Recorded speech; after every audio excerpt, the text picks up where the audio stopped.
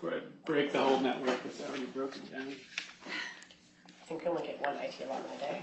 Right. I don't want to add to it.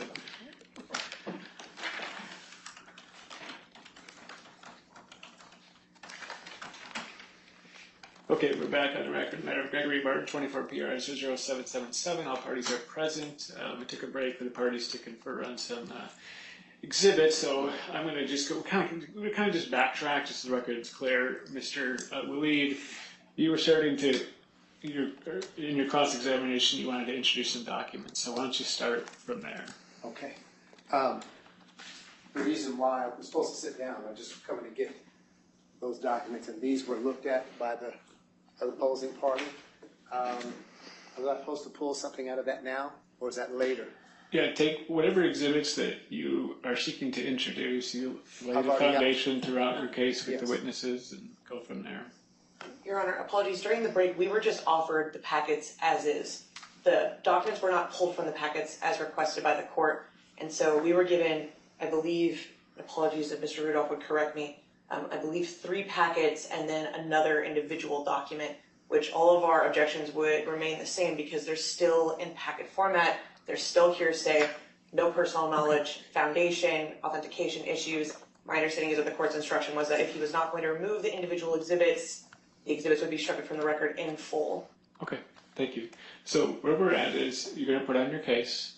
The exhibits are not in evidence yet. You haven't moved to admit any exhibits yet in evidence. So you put on your case, and when you want to admit something, tell me what it is, and we'll take it up one at a time. There was one exhibited, offered and not admitted. Okay, all right. Okay. So go ahead. Okay. I don't know if I was supposed to take out the parts that weren't from my father. That was my electrical. Take back whatever exhibits you want to look at. And okay. Well, there was the one that they were talking about is already in the record. It's a letter from. Because it's not. The distinction I want you to understand is because you filed something before you came to court today, does not mean it's an evidence for purposes of this hearing. Okay. You have to do that in the hearing. Okay? Okay. So, one got it. Okay. Proceed.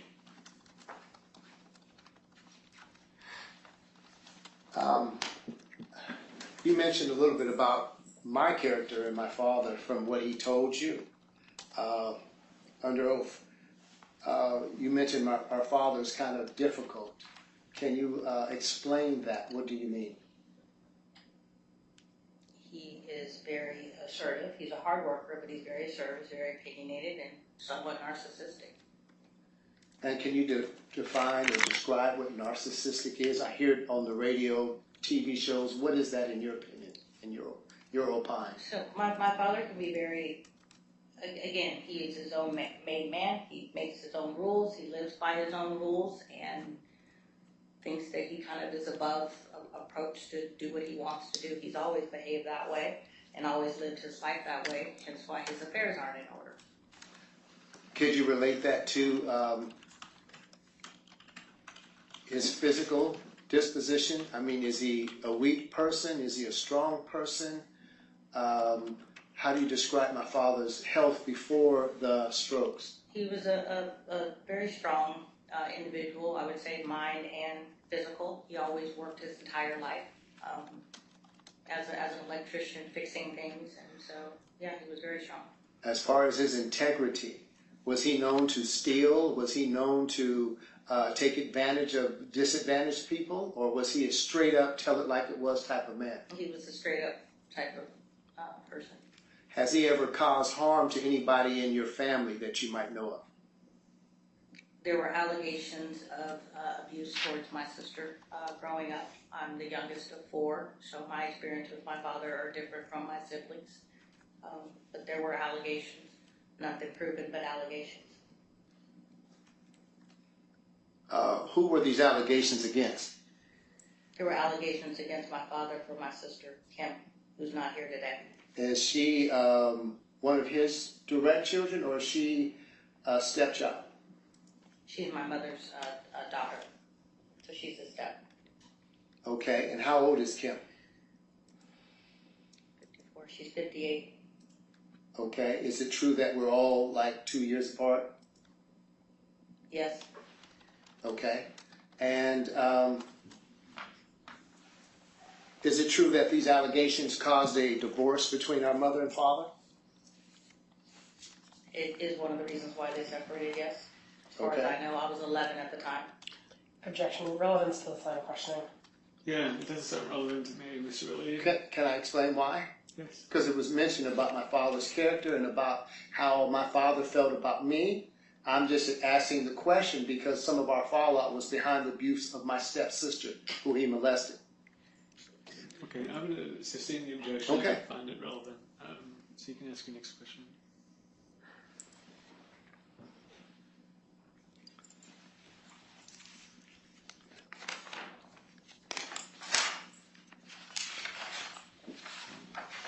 What house did you stay in when you grew up? 8th and Brazil. Okay. Have you ever had an interest in buying or purchasing any of Amar Gregg Sr.'s properties? Before I bought the house that I'm currently in now, that I've been in since 2007, me and my father discussed me buying the house that's next door to my mom, but it never went through, and I turned around and bought another house instead. Thank you. And when it comes to power of attorneys, who signed over? Why did you stop being my father's power of attorney in Portland? Because I was done with the drama, and because the person sitting next to you stated that she had power of attorney, and I literally said it can't be the both of us, so I'm done. And we went with them on their own. At July 7th of 2023, I washed my hands of it. Okay. Thank you, Ms. Bertero. I'm going to have you pause 1 second. The basis of your objection, Ms. Ross? Hearsay. Overruled. Okay, so you've answered the question. That's an evidence. Okay. Mr. Willie. And you keep saying that your hands are through with it. Is there a particular reason why your hands are through with it? The drama that comes along with it, the greed, going after our father's money, when all I really want is for him to be cared for. So having false accusations being made against me when I'm out of the whole situation. I did my best by him. It didn't work. I showed all my documents, but still to have people come at me, I'm really just trying to live my life and mind my business, and I want my father to be cared for. So I gave up all of that when he decided to go with Selena and Earl and release himself from the hospital on his own cognizant. I was done. Okay, now I want to stay with that. You said that you took care of our father at your location. Can you give the address or the location where my father stayed with you, and for how long was he living with you? He stayed with me for a month, and that was at 914 Northeast 108th Avenue. And what year was this? That was in May of 2021. May of 21. And could you just state your father's disposition mentally or physically? Was he under any type of medical watch? Was he in and out of the hospital, et cetera? Objection. Compound question. Yeah, so just one thing Okay, at a time. gotcha. Was our Sustain. father in and out of the house, out of your care? You said you were just with him for 30 days. What happened during those 30 days? So he had a stroke in May. I came to the hospital. He came home with me where we cared for him. His A1C at the time with diabetes was a 13.3.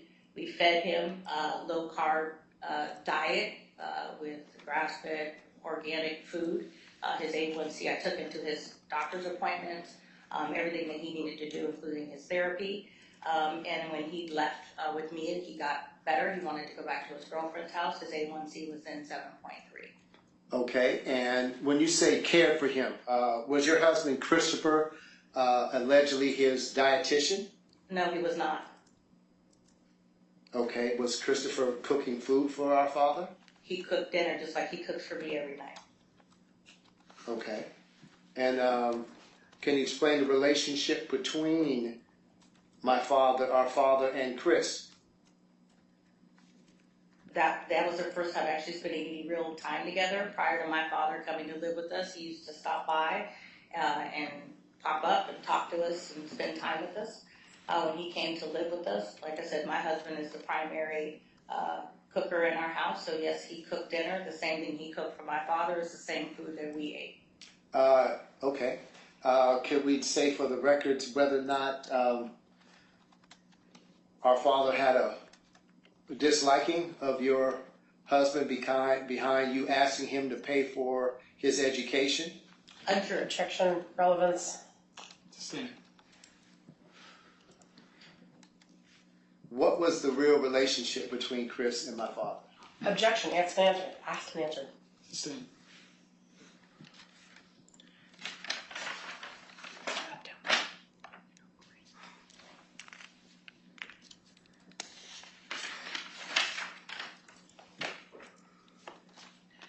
Can you give us a description or a list of the doctors that you spoke with? No, I cannot at this moment. Do you have notes or records? Not anymore. Okay. As part of our father's power of attorney, were you responsible or did you ever sign up for any bank accounts? No, Did you have access to any of his bank accounts? he gave me his bank card For what, may I ask? to withdraw $200 to take out to do the power of attorney that needed to be paid in cash. I also used his card to make purchases for clothes from him for Fred Meyers, and occasionally to give him a few things to eat. Everything that I used, I had records of, and I turned those over to Adult Protective Services. Okay, and what is Christopher's occupation? Does he work? Objection, relevance. Sustained. Where does Christopher work? Objection, sustained. Sorry. Objection, relevance. Sorry. Yeah, it's the Yeah, same question. okay. Sustained. Okay. How does Christopher support his share of the family? Objection, relevance. Yeah, I'm going to sustain the objection. First of all, I'm not even clear, Chris. Is Christopher your son? He's my husband. Okay. I don't know how this is relevant. I'm sustaining the objection. We might want to move to another part that Okay. it's just not helpful to me to make a decision. Okay, So, okay. As far as you being here today, we want to question about, did you ever meet Mr. Ed Wilson? Yes.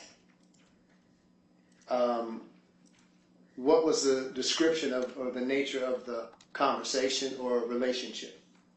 There was no relationship. So Earl was a plumber that I met from through my father. He did work at my house probably 2 or 3 times. The last time I saw Earl was on July 7th of 2023 when he had to sign a release to take my dad from the skilled nursing facility. Didn't know that. Okay. Speaking of Earl, did he ever work on any of your projects? I just said that he's done plumbing in my house 2 or 3 times. Okay.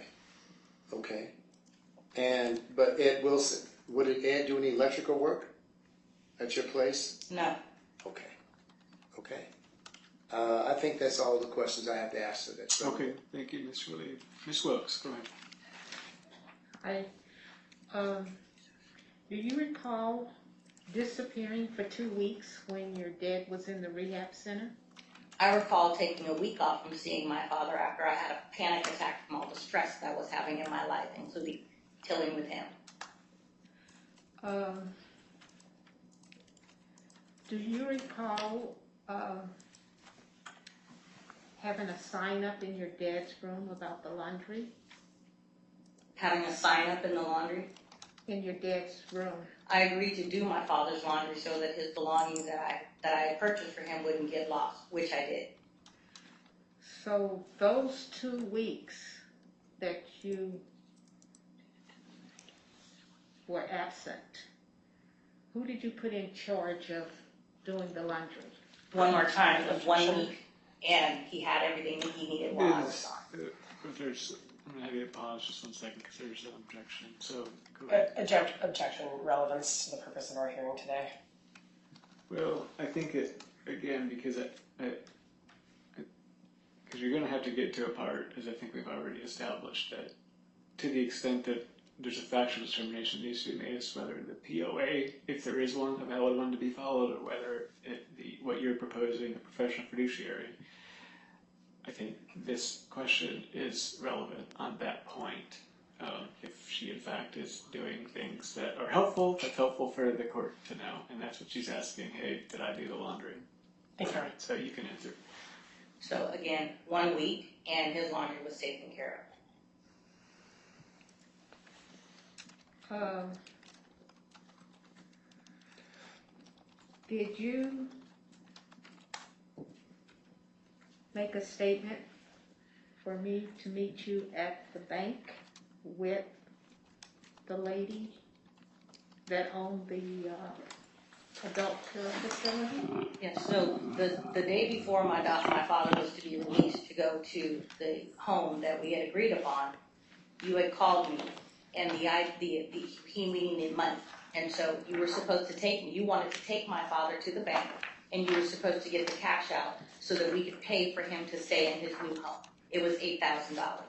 You took my father to the bank, and you said that my father requested to take out $10,000 cash, but because it was so close to 5 o'clock, that he wouldn't be able to do it that day. The plan was for me to meet you guys at the skilled nursing facility, for him to be released, and for us to all go to the bank and take him so that he could get the money out, pay for his care at this lady's home, who was waiting on us, to which you agreed. I remind you, you're under oath. Great. So, hold on. I realize that that's something that you see on TV. That's not a thing in real time, okay? People know that they're under oath. That's not a question. Again, that's a statement. So let's move on from that, okay? Okay. Did you ever bring your dad snacks? I brought my dad food for breakfast, lunch, and dinner pretty much every day that he was in the skilled nursing facility. Do you recall one particular incident where you bought a box of Whoppers?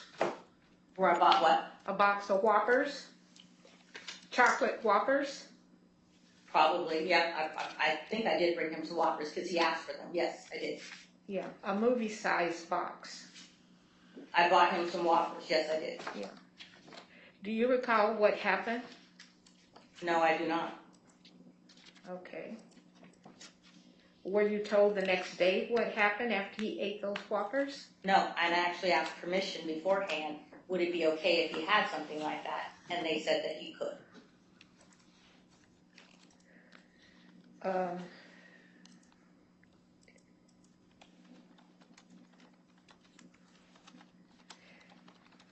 Were you aware that your dad's property was in foreclosure? No, I was not. Were you aware of how property taxes were paid on your dad's property over the years? No, I was not. Were you aware that when your dad had open heart surgery and successfully recovered from it, how his bills were being paid? No, I was not. Were you aware that he was unable to work for approximately 3 months? No, I was not. Was that your home that he stayed at when he was recovering from open heart surgery? No, it was not. Okay.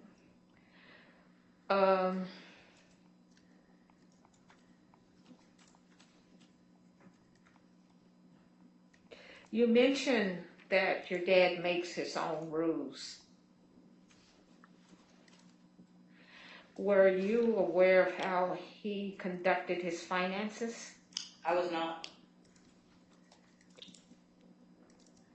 Were you aware of any of the other real estate he owned other than the addresses you mentioned when your brother was examining you? Those are the only ones that I'm aware of. Okay.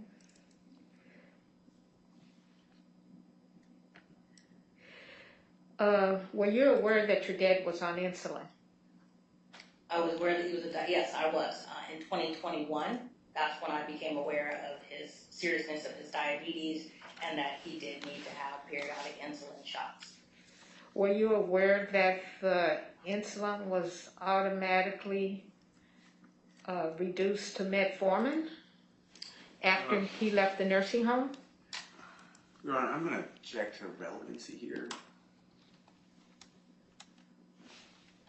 Just in. So you can ask your next question as well. Were you aware that your dad had a caregiver? No, I was not.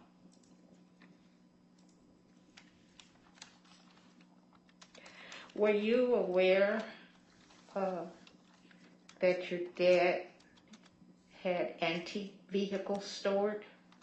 No, I was not. Were you aware he was homeless? He was not homeless to my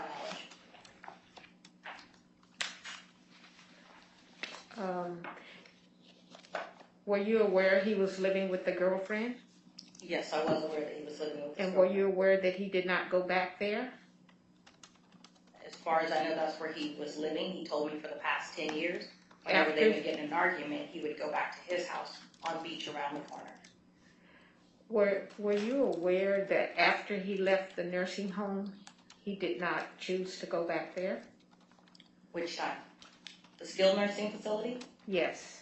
The skilled nursing facility, he was not going back to her place. He was going to go to an adult foster home that I spent time finding for him that he agreed to. Were you aware that he was not going, I'll ask the question again, were you aware that he was not going back to the girlfriend's? Objection, asked and answered. Overruled. Go ahead. So I was aware, yes, I was aware he was not going back to his girlfriend's house. Okay, and you were aware that he lived there for 12 years? That is correct. Okay, but were you aware he never owned anything there? In her apartment? Mm-hmm. Yes. I assume. Okay, so going back again, were you aware that he was homeless? I was not aware that he was homeless because he still had a home with keys on Beach that he actually went into. Are you aware if the beach property was habitable? Not to my standards, but to his.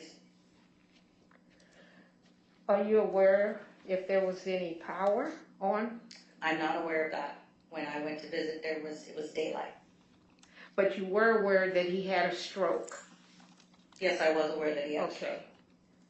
But you weren't aware that beach was not habitable for him to go live in? It was not, in my opinion, and I stated that to the skilled nursing facility, hence why we were looking to put him in adult foster care. When was the last time you was present on that property? 2021.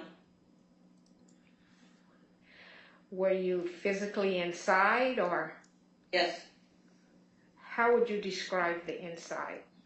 disgusting. Can you be more specific? It had, like a hoarder, it had clothes and tools and crap all the way up to the ceiling. There were turds everywhere, clothes everywhere. It was disgusting. It was, in my opinion, not a place where he should be living. So, going back to the previous question, were you aware he was homeless? Again, he had keys to his house, whether I liked the conditions they were in or not, he had a home, and that's where he chose to be. I even called the custody, made the complaint to the hospital, and they had someone come over and take a visit, and they deemed it that he could be. I didn't like it, but that was his choice, and there was nothing I could do about it.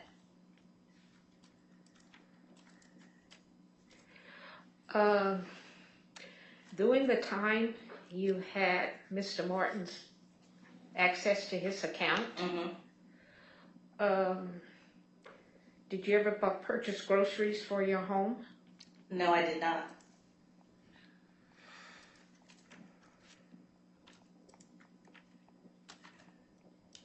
I have no other questions, Your Honor. Okay, thank you, Ms. Wilkes. Redirect. Thank you, Your Honor. I have a few questions for you. It's been stated or asked many times whether or not he was homeless. Just to confirm, during this time, do you remember what time frame we're talking about? Yeah, so in May of 2021, when I first brought my dad to my house, I took him over there at one point to get his dentures, and that's when I saw the conditions of his home, which was a hoarder. It was not a place where I felt that he should be or to live. He told me that he lived over at his girlfriend's house, and that's where he had been the past 10 years. And whenever they got into it, he had keys, he would go over to his house. It was not a place that I thought he should be living.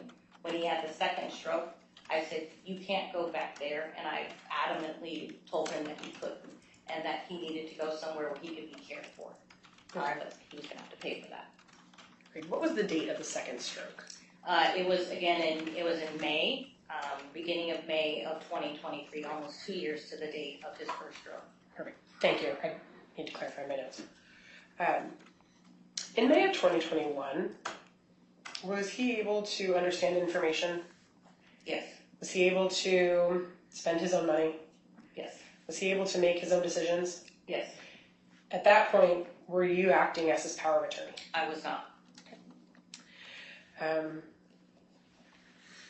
Do you know what the date was of his open heart surgery? I don't. I think it was probably a good 10 years ago when it happened. Around, let's say around 2015, in there somewhere, 15, 14. At that point, was he able to spend his own money? He was. Was he able to make his own decisions? Yes, he was. Could he consent to medical treatment? Yes, he did. So at that point, were you acting as his power of attorney? No, I was not. And you were aware of the girlfriend, Yes, I was. and sounded like they had a volatile relationship. Mm-hmm. At the time, for the about 12 years that they were in a relationship, was he able to make his own decisions? Yes, Could he spend his own money? yes, Consent to medical care? yes, So you weren't his power of attorney during any of that time. I was not.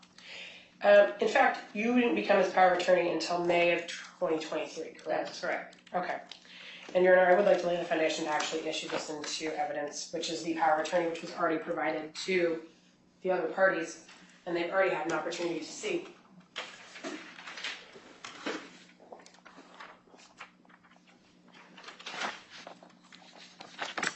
For the record, what is the exhibit labeled? One. Petitioner one. Which one? Petitioner one. So this is the one that was one earlier? That was the one that was one earlier. Initially, we were not going to admit it. At this point, we will. Thank you so much. Show my own exhibit numbers. If you want to put P1, just in case Mr. Rudolph wants to enter any of his, he can be respondent one. Just in case. Okay, any objection for Mr. Rudolph to the court receiving petitioner's exhibit 1? No objection. Okay, any objection from you, Mr. Relief? Yes, I do. That is not my father's signature. Okay, any objection Yes, from I you? do. That particular document was only meant for his financial while he was in Emmanuel Hospital. Okay, so I'm gonna overrule your objections. You'll be able, both of you will be able to raise those issues when it's your turn to testify as to why you agree or disagree with what this document purports to be, but petitioners will not be admitted. Did you need it back? I was just going to lay the proper foundation on it. Thank you so much. Do you recognize this document? Yes, I do. Thank you. And can you tell the court what it is? It's a power of attorney And how do you know that? because I was part of getting it and signing it and filling it out with my father. Okay. Is that your father's signature on the, I think, second to last page? Yep, these are all my father's initials and his signature on this date. All of it is his, and then mine at the end. And was that, I believe it was a notary stamp, was that a note you saw the notary? It was notarized in the hospital. Yes. Thank you. And is it a true and accurate copy, minus the exhibit stamp, of the power of attorney you have for your father? Yes, it is. Okay. And like we stated before, did this power of attorney revoke any prior powers of attorney? Yes, it did. Okay. I'd like to admit petitioner's exhibit 1 into evidence. And I should have taken it the other way around. You should have. That's my fault. Anyway, I've already heard the objections. It's admitted. Thank you, Your Honor.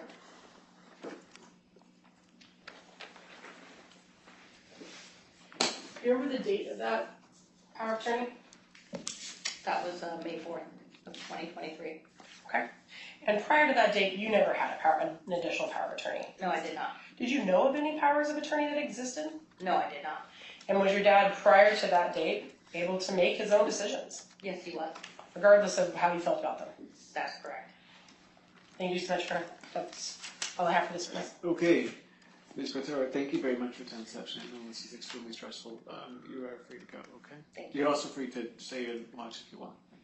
All right, Okay. have a good day. Your next witness. The next witness is Katie Garman. All right.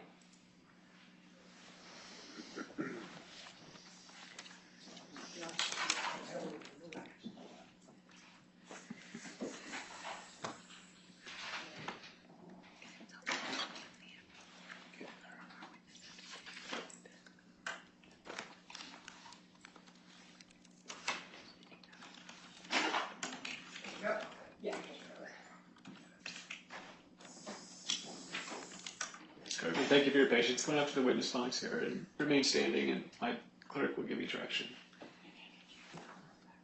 Please raise your right hand. Under the penalty of perjury, do you solemnly swear or affirm that the testimony you're about to give in this case shall be the truth, the whole truth, and nothing but the truth? Yes, I do. Thank you. Please be seated. For the record, if I can get you to say your first and last name and spell them both.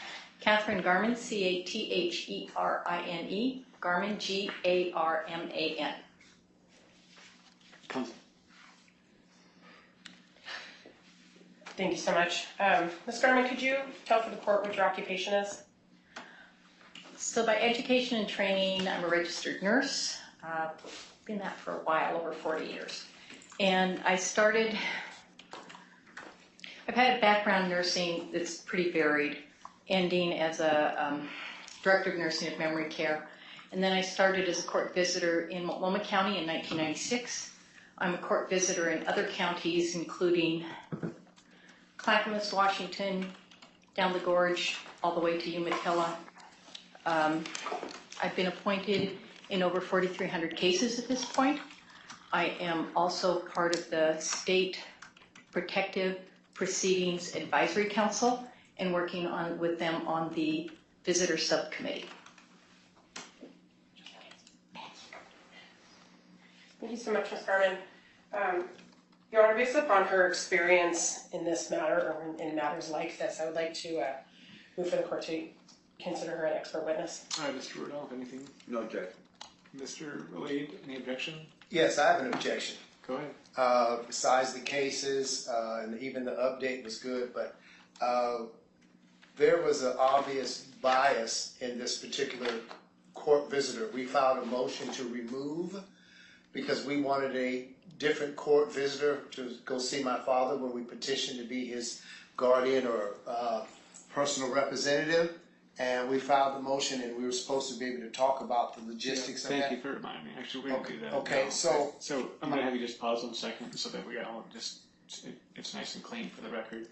Ms. Garman, if you wouldn't mind waiting in the hall, I have to take up a pretrial motion, and then we'll let you know what's going on. Okay, thank you. You can take your water if you like. I will. Thank you.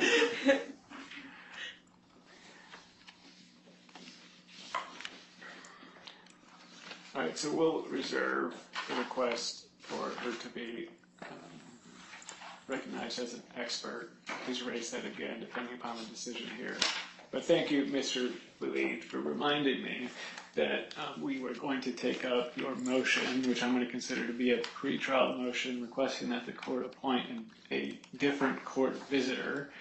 And so let's take that issue up now. Tell me why the court should be appointing a different court visitor. okay, I think this is the perfect time to offer into an exhibit in the witness. This is a letter concerning that matter written to the judge, who was Judge, it was actually Senior Judge Patrick Henry, regarding its amicus curiae. It's a letter regarding the Okay, so let's mark that as OW, and the dash, what letter are we on for Mr. Waleed?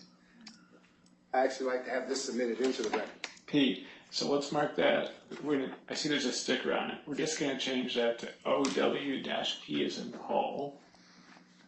And then I'm going to have you. I They've seen that already, seen it, but I'll have pass you it. seen? We have seen that one, Your Honor. Okay. Ms. Wilkes, have you seen this? Oh, let me get. No, Let me pass that. No, Mr. Your Rudolph, Honor. I'm guessing you've seen it.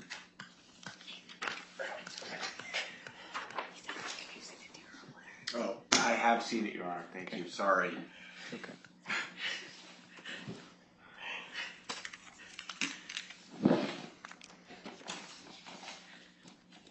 Okay, so Mr. Woolley was asking me to take a look at OW, Ellis and Lincoln as a pretrial matter. So you were standing, so I presume you had something to say first.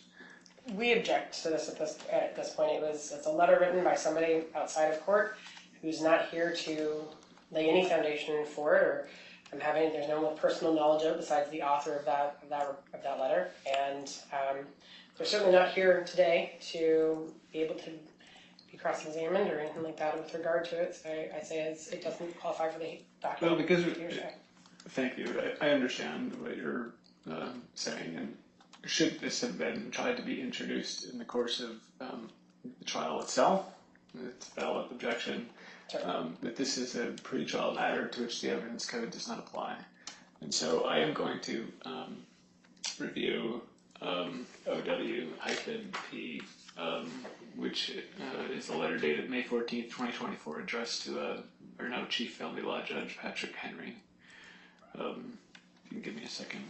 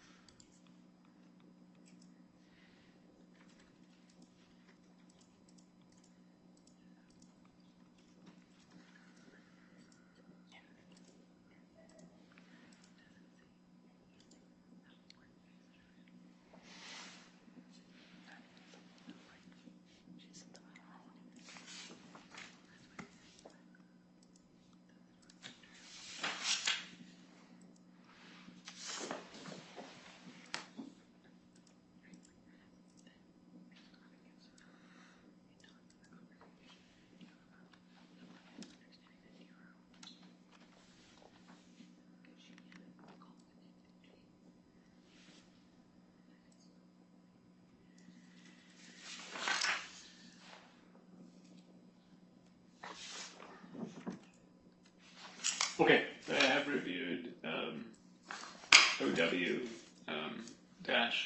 as in Paul. Mr. Willie, you can go ahead with your argument as to why the court should not allow, or why the court should appoint a new court visitor in this case. Well, we did some research during the time we weren't receiving documents. So we ordered from the records department the complete file of this particular matter. We weren't being sent information, so in that file, we were already writing the Disability Rights of Oregon. That's the senior lawyer who was on my father's case, and he wrote this on his own to inform the court. In the petition and in the court reporter's report, there was information that was not correct concerning the fiduciary relationship or prior history of Oregon advocates or Giselle Fuller regarding the cases that were kicked off. And in her petition, she did not disclose that information. So Mr. Thomas Steenson wrote a letter to the court, to the senior judge, trying to say, hey, there's something I've seen in this particular document about the petitioner that is incorrect. And somehow the court visitor has picked up on the same dialogue and made the same discovery that he recognized was not correct, because he works in this industry and he's on several cases with the petitioners. So that particular letter is the eye-opener that verified the research that we had that, hey, there's something wrong with this court visitor's opinion. And of course, there's been an updated particular court visitor report, a supplemented one. It still doesn't tell the facts that she personally sided with the likable people, but the work history came from a report from the Judicial Department about the background of this particular petitioner, who happens to not always tell the full truth about being kicked off of not one case, but two, I think 3 now. And it was very vital information if you're looking out for your father and someone wants to be a petitioner, that they might not tell the truth. And he, Mr. Steenson, told the truth, that there was a part that was biased, that was not correct. And not only just that, in that letter in the end, he sent a copy to the legal counsel Northwest, Willamette Northwest, and they never responded or never went back to correct the record. That's what that letter's about. That's key evidence, we believe, and it was not written by us. It's the third party. It's the Disability Rights of Oregon, who oversees my father's payment of his bills, et cetera, et cetera. Okay, thank you. Ms. Holzberg. There are quite a few misstatements in the motion just done by Mr. Waleed, a significant number. So Katie Garman, as we know, is a long-term court visitor and has been appointed for significantly longer than I've been an attorney and has done this for decades. Ms. Fuller has been removed from one case, not three, according to Mr. Waleed. That is an incorrect statement.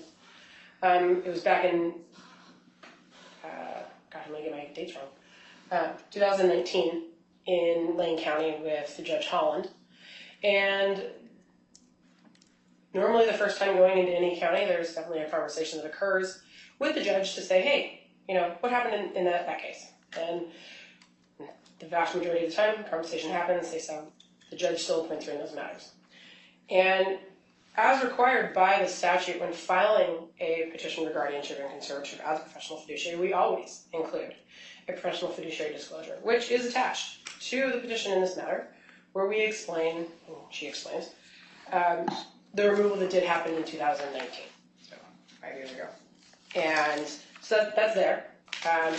Mr. Stinson was on one case with where he represented DRO. He does not represent, has not represented Mr. Martin in this matter.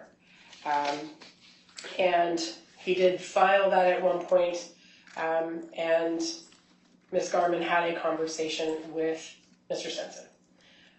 I think we may be remiss if we don't have her explain kind of what that conversation was, because I certainly was not privy to it, and I know that Mr. Waleed was also not privy to that conversation. And it was up to her to decide whether or not she felt, in her decades of doing this, whether or not she needed to file a supplemental court visitor's report. So I think at this point, and she did. I mean, she did put that information in there. She mentioned what we call the Morningstar case in her original court visitor's report. So I don't think it was remiss to just have not included that at all. So it definitely did. So we certainly object to any motion. Additionally, as we've heard so far, Mr. Martin Sr. is sitting in a hospital, and if we were to essentially start again with a brand new court visitor to do another review of essentially the same information, we're really just continuing to prolong the amount of time that he continues to be in a hospital, which I would argue is not in his best interest. Thank you. Ms. Shrub, did you like to say anything? Very briefly, Your Honor. Ms. Garman certainly qualified. I understand the point that Mr. Waleed's making. He thinks this is a very important issue, and he can certainly cross-examine Ms. Garman about her report, her investigation, her ultimate opinion, and if Ms. Fuller takes the stand, he can question her about that. I mean, the issue you're asked to decide is whether to appoint a different court visitor. We don't need that. And he can make the points that he's making right now when she comes in and testifies. Okay, thank you. Ms. Willis, do you want to be heard on that issue? You don't have to say anything, but did you want to be heard on Mr. Waleed's motion for a new court visitor? I object to it. Her report indicates she interviewed 14 people. She didn't interview all parties that was interested in the case. So that would be my only objection. So. All right, thank you. I do agree with Mr. Rudolph that this is, I'm going to first deny the motion requesting a new court visitor. I do think it's more appropriate for, during the case itself, any party is welcome to cross-examine. Can we object for the record?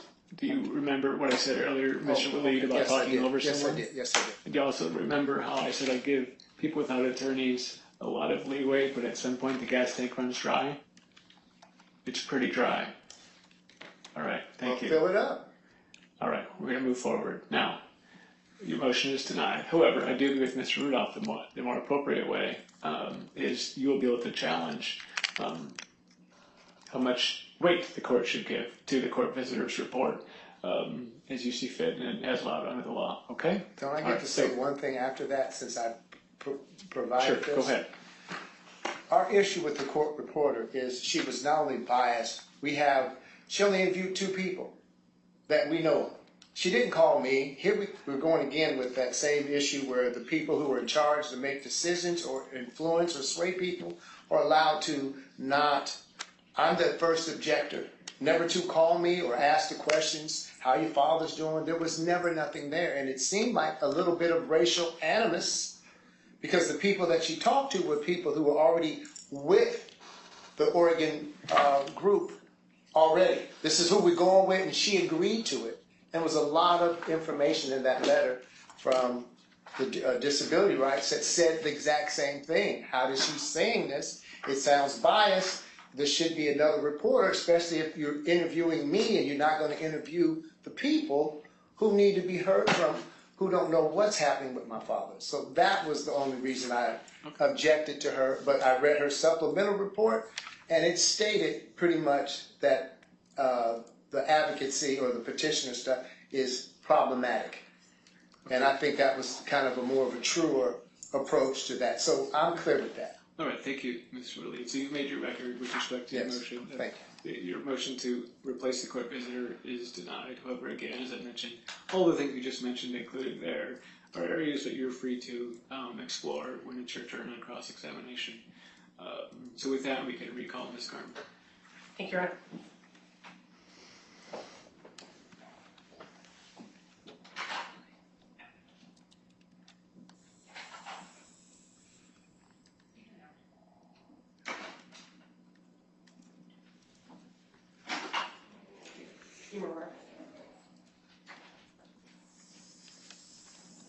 Thank you for your patience, Ms. Garman. You're still under oath, and Ms. Ellsworth, your witness. Thank you so much, Your Honor. Okay. So I'm going to renew my motion to appoint her or to have her seen as an expert witness. Okay, and I think that I'm going to just start over. Mr. Rudolph, did you have any objection to that? No objection. Okay, Mr. Willie, it sounded like you did have an objection to her being qualified as an expert, so if you do have an objection, go ahead. Yes, we do. I believe for the years that she's been a visitor, there should be some respect. She has an oath, an honor to uphold being a court visitor. So my petition or our motion to remove her was just based on the facts that people were not called that should have been called. She pretty much went with the same old narrative that Oregon Advocates LLC was telling the truth. And there was a lot that could have been investigated into the report. And one was inclusive of the original person who filed it again. So I think she did a better job, in this second report. But as far as appeal is concerned, I still want to say that as far as a professional witness, yes, she does have the expertise. She does have the experience. But she's dealing with my father's life here.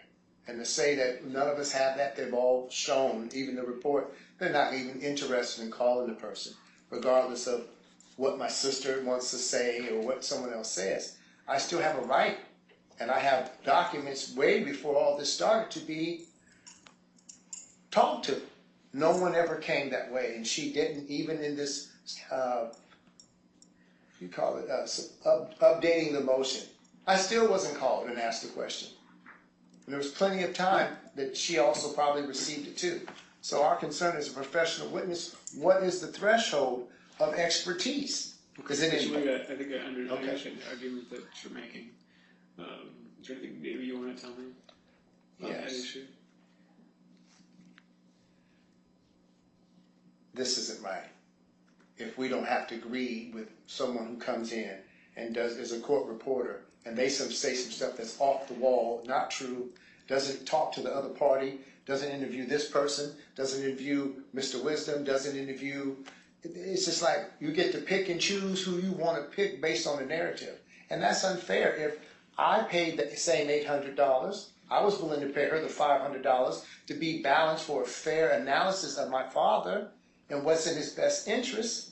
And she picked again 2 times in a row. No. Okay, Mr. Willie, I just want to make sure you understand the distinction. First, I understand that you're objecting for being qualified as an expert in this case. That objection is noted and you've made your record. One thing I want to just one step further to make sure you understand, just because someone is qualified as an expert witness doesn't mean that just because they say it, I have to accept it as the judge. Okay. I will make an independent determination myself. Okay. She will testify and she will give me information. But at the end of the day, I make the decision based upon all of the evidence. So I got the sense that you thought that if I qualified her as an expert, then whatever she said, then that's what's going to happen. I mean, maybe it will, maybe it won't. I have no idea. But I want you to know the person making that decision is not Ms. Garman or any expert in any courtroom. It's the judge. Do you understand that? Yes, I do. Does that make you feel better? Much. All right, Ms. Wilkes, do you have any objection to this witness being qualified as an expert? Yes, Your Honor. Okay, tell me why. There was no visitation interviews of the court reporter for all interested parties. Okay. So you'll be able to inquire, just like Mr. Willie, we mentioned, you'll be able to inquire on all of those things in your cross-examination of her and in your case in and of itself. And that can go to the weight that the court gives with respect to any witness's testimony, in this case Ms. Garman's. But I'm going to qualify this witness. This witness will be qualified as an expert. So Ms. Ellsbury, go ahead. Thank you, Your Honor. Could you give me a little bit of the background of how we got here today?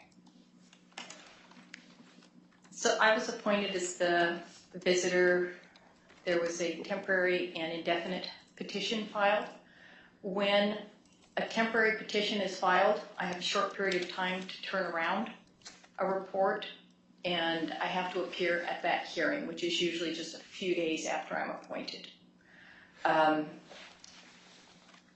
I spoke to Adult Protective Services. I visited the respondent at the hospital. I spoke to the social worker at the hospital. I was able to review medical records. I spoke to one of the daughters and was able to sort of, as best I could, pull together sort of this narrative of what happened. And it was my understanding that the respondent has some serious medical issues, and he ended up in the hospital in March.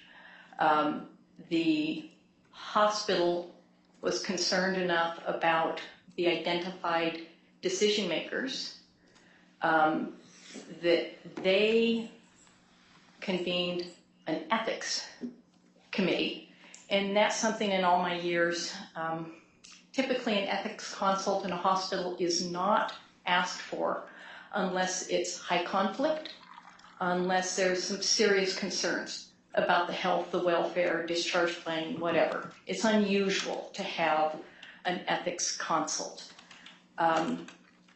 So based on that, based on the Adult Protective Services finding, this picture comes together of their concern that the decision makers, number one, there's a confirmed, substantiated allegation of financial exploitation. There's concern about no one really actively involved in discharge planning, and the recommendation was made that there was a professional fiduciary appointed. So based on all that information, records review, that's what showed up. And my recommendations were to the court that it was appropriate to have a temporary guardian and conservator in place to help the hospital with discharge planning. Thank you.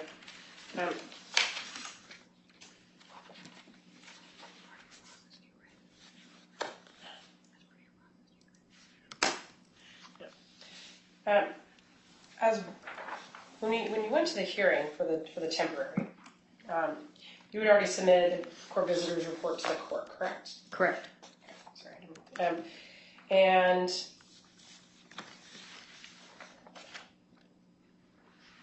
in that report, you made findings. Correct. And, sorry. Walk with it.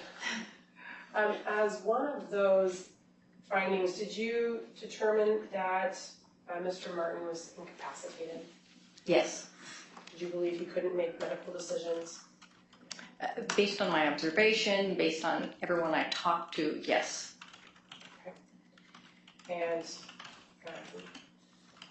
Ms. Herman, you can direct me how you want to do this. I would like to submit the court visitor's report into the record. Happy to lay a foundation for it.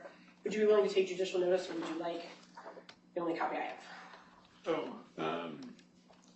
Well, it's only a few pages, so we're gonna mark it. We'll make a copy of it on the break. Okay. So it does need to be marked. So we're at petitioners 2, I think. I'm sorry, what? What are we at? Petitioners 2. Or 2. Okay. Okay. Ms. Willie, she hasn't done anything yet but mark it, so doesn't mean it's in evidence yet, but should that come up, then you'll have an opportunity to speak, okay? Sure. Can we repeat? Oh, yep, sorry. Okay. Thank you. And in your visitor's report, did you believe that he was able to make financial decisions, Mr. Martin? No. And is there a process that you have to go through that's required when you do a visitor's report? So the visitor's report, I am required to meet with the respondent in person. I am required to speak to the petitioner. And the way the order reads is I can talk to psychologists, review records, doctors, providers, things like that. Again, to determine whether the person has capacity. Okay. And just to kind of run through some of the factors, do you believe that Mr. Martin in his current condition, Mr. Martin Sr. in his current condition, could pay his bills? No. Do you believe he could collect payments that are due to him? No. Prosecute litigation against those people? No. Could he pay his taxes? No. Could he deal with real property to, let's say, avoid foreclosure? No. Would he be able to apply for any Medicaid benefits? No. Could he apply for VA benefits? No. If a doctor came in and said that he needed to have surgery, could he understand that? At the time I made the initial visit and then the second visit on August 2nd, the consistent reports were that he might be able to acknowledge yes/no questions, like, are you having pain? Are you hungry? That type of things, but any complex or multi-part question, no, he could not answer. Okay. Would he be able to seek health care if he needed it? No. Could he provide for his own food? No. Provide for his own shelter? No. Clothing? No. Personal hygiene requirements? No. And if you were left without somebody to properly care for him through a fiduciary, would he be at risk of serious injury? Yes. Would it be a risk for an illness to likely occur or become worse? Yes. Okay. And I'm going to lay the foundation for this one. You did a supplemental visitors report. Can you tell us a little bit about that report? So the supplemental report served two purposes.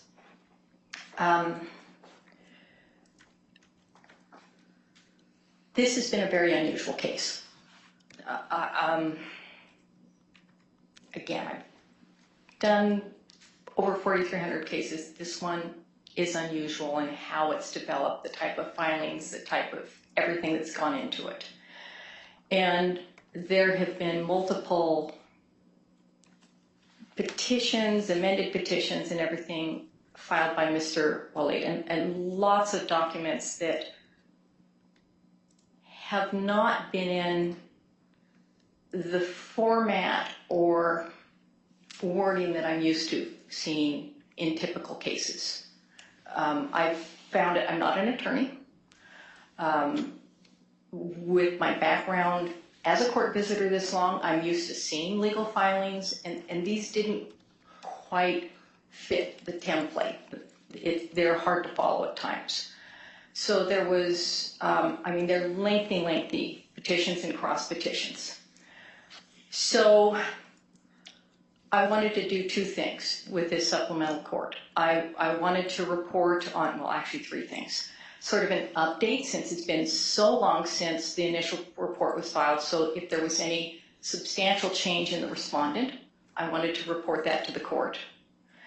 And I wanted to report on sort of the suitability qualifications of the people who had put themselves forward to be guardian.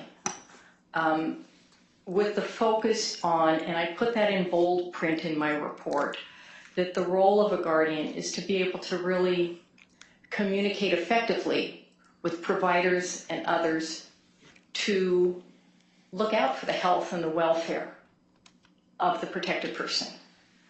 So Mr. Waleed, I felt, has been certainly very comfortable at filing what he believes.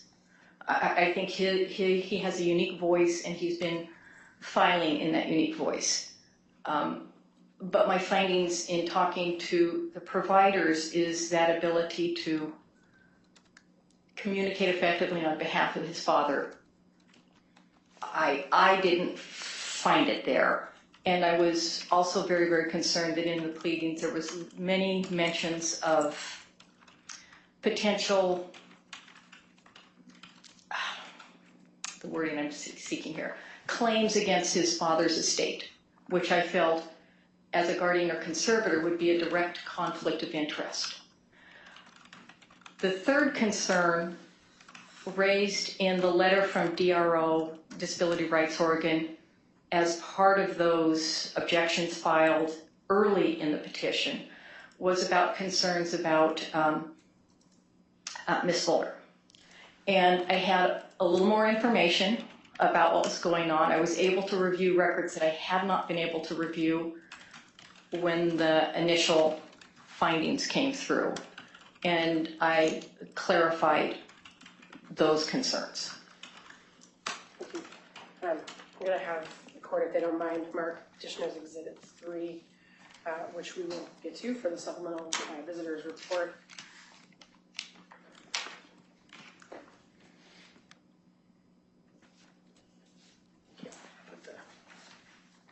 Oh, okay. So sorry. That's right. There, for the PO. Okay. So I'll give these to the other parties so they have an opportunity to look at them before I give my foundation. So what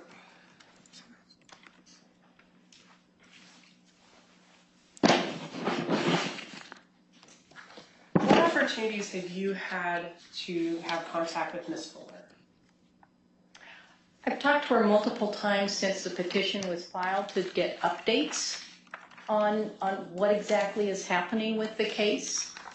Because, again, typically a temporary and indefinite are filed hand in glove, with the concept that by the time the temporary expires in 30 days, you have a chance to address any objections, and if there are no objections, you can just flow into that indefinite. Or if there are objections, you can set a hearing and get this taken care of. This has been kind of a bumpy road. So, and I've been, checking to see, are there more hearings, what's going on? So I would check with Giselle, Ms. Fuller, to sort of say, okay, what's happening? What's happening with discharge planning? What's happening with at the hospital? How is he doing? Things like that. In those communications with Ms. Fuller, can you describe how those went, your impressions of them, I guess? I have found her to be responsive. I have found her to be on top of things.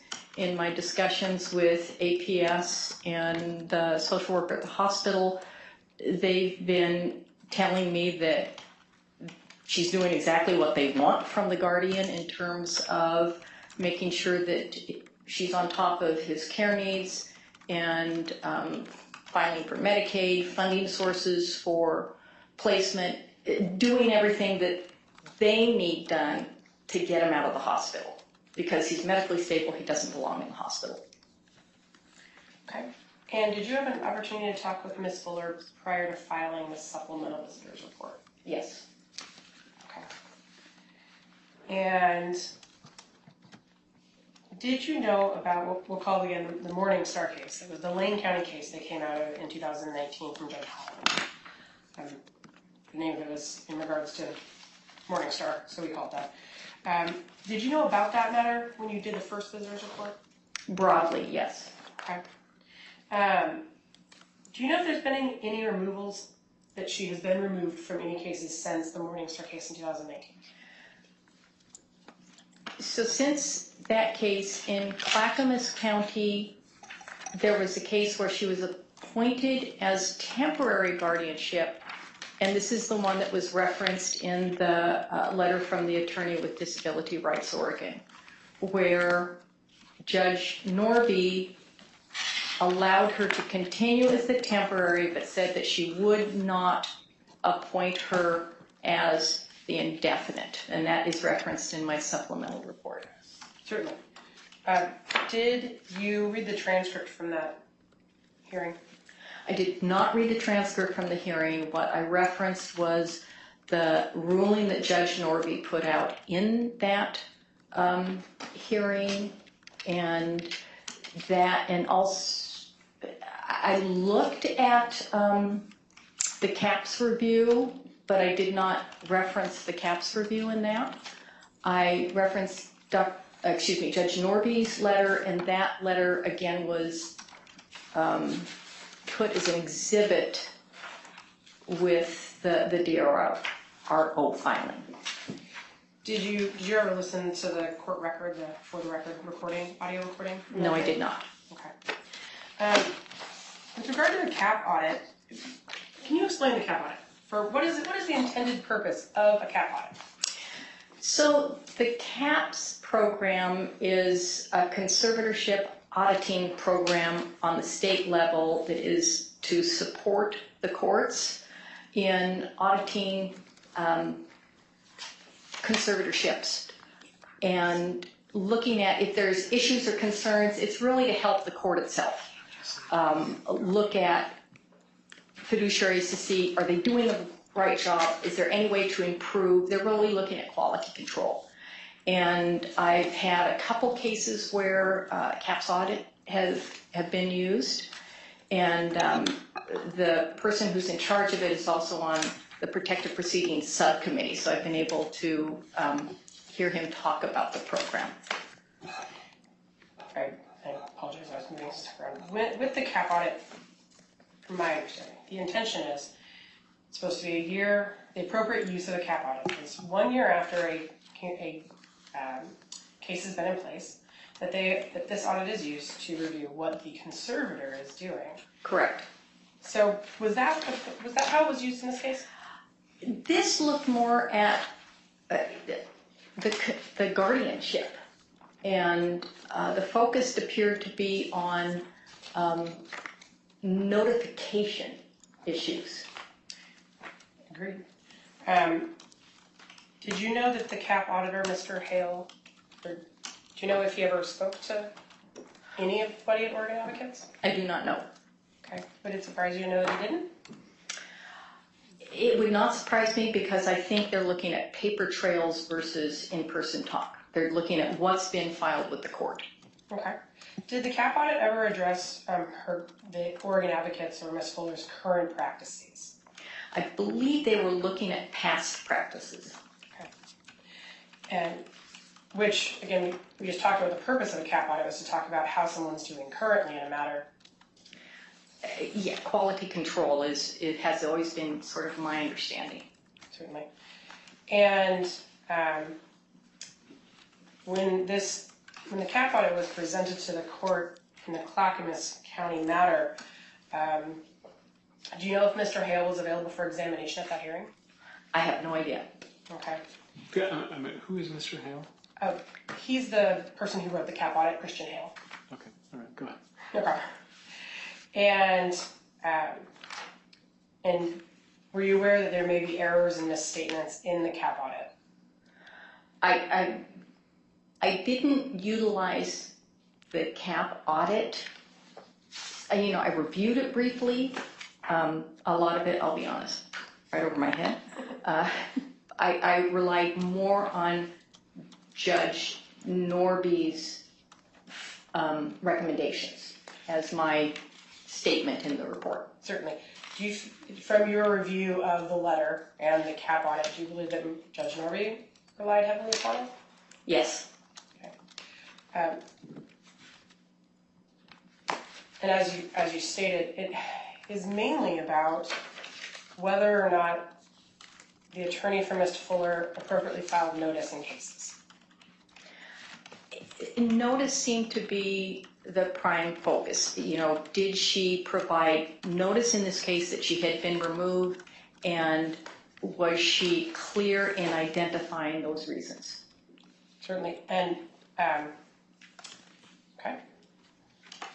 Was there any wrongdoing found in that case, the Clackamas County case? Not that I could see. Again, she allowed her to continue as the temporary. With my experience with Judge Norby, if there was wrongdoing, I had seen her remove right on the spot. From your review of the matter, do you believe that there was suspected wrongdoing in this case? What I read with the findings is really, it was mostly about notice and acknowledging whatever went wrong in Lane County initially, and I know that judges have been particularly focused on professional fiduciaries. We had a professional fiduciary several years ago that went rogue and had slipped by many, many courts and ended up spending time as a guest at Coffee Creek for several years. Certainly not somewhere anybody wants to spend time. No, so there's just a focus to keep professional fiduciaries at a higher level. Would your understanding of the Norby letter focus that be that Judge Norby found Ms. Fuller to be unsuitable because of her removal 5 years prior, and the fact that the counsel that she had at that time didn't file notices? Again, my understanding was sort of two parts, that the way notice was given or not given, and not necessarily being able to explain exactly what happened in Lane County. Certainly. Okay. And I don't think you mentioned it yet, but since we're talking about things, we might as well talk about it. There was a Washington County case where Ms. Fuller was found to not be suitable. Did you have a chance to hear about that case? I believe you might have mentioned it in your supplemental. Yes, I was able to review the findings from the judge. That is not a case where she had been removed. It's a case where she had been petitioned, and based on information, I believe the judge called a hearing because of the Clackamas County case, because of the Lane County, and made findings that she was not suitable, that her partner might be suitable pending court visitor interview. And the last I saw, I don't think there's been any movement on that case in terms of whether anyone's been appointed or not. When was that case, Ms. Gardner, in Washington County? Washington County, and I have that case number listed in my report. 23PR00777. I think there may be a mistypo. There's Oh, one. whoops, 24? No, 24 was right. I think it was in January of this year. 24PR. There's a missing. We can find that for you. I have a bad secretary. Well, I'm going to just go back to the question. Okay. There's a Washington County case, as I understand it. Correct. A judge in Washington County Correct. found, according to your testimony, that Ms. Fuller, who's being asked to be appointed today, was not suitable. Correct. However, under the right circumstances, Ms. Fuller's partner, Ms. Fosbach, or whoever else works there, might be suitable. Correct. Am I saying that right? That's Yes, your correct. understanding of the law in Washington County? And the visitor's report was filed in support of Ms. Fosbach, it appeared. Okay, and then I asked about the date. I guess I'm just looking. This was earlier this year. The hearing on that one was in July. Yeah, the hearing. Okay, so about a month ago. Yes. Okay, very new. I just want to make sure. Go ahead. Thank you. Ms. Garman, did you attend that hearing? No. Did you read the transcript from that hearing? No. Did you listen to the FTR on the hearing? No. Okay. Did you know, or would you have known, that Judge Irwin's lack of confidence was based upon a prior situation, a prior case, I call it the foul matter. Again, it's guardianship of foul. Objection. Can you ask, what's the question again? Ask the question again. Yeah, please, thank you. It was whether or not she would know if the judge, was the judge's lack of confidence based upon a misunderstanding with the foul matter. Yeah, I mean, I think that it's too speculative asking her to comment on what someone else believed. I think you need that person here. I don't think Ms. Carmen can comment on that. So I'll sustain the objection. Okay. And let's see. So you don't, besides what Judge Irwin wrote in there, you're not sure why he made the decision that he did. No. Okay. And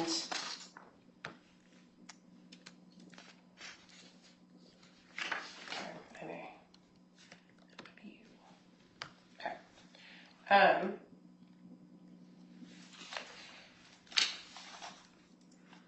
Do you know how many times Ms. Fuller's been appointed in Multnomah County in the last, let's say, year-ish? Give or take a couple months? No, not right off the top of my head, no. Okay. Let's see. There's, in your court visitor, your supplemental court visitor report, you say there's 3 counties with which she's found to be unsuitable. Can you name those counties for me?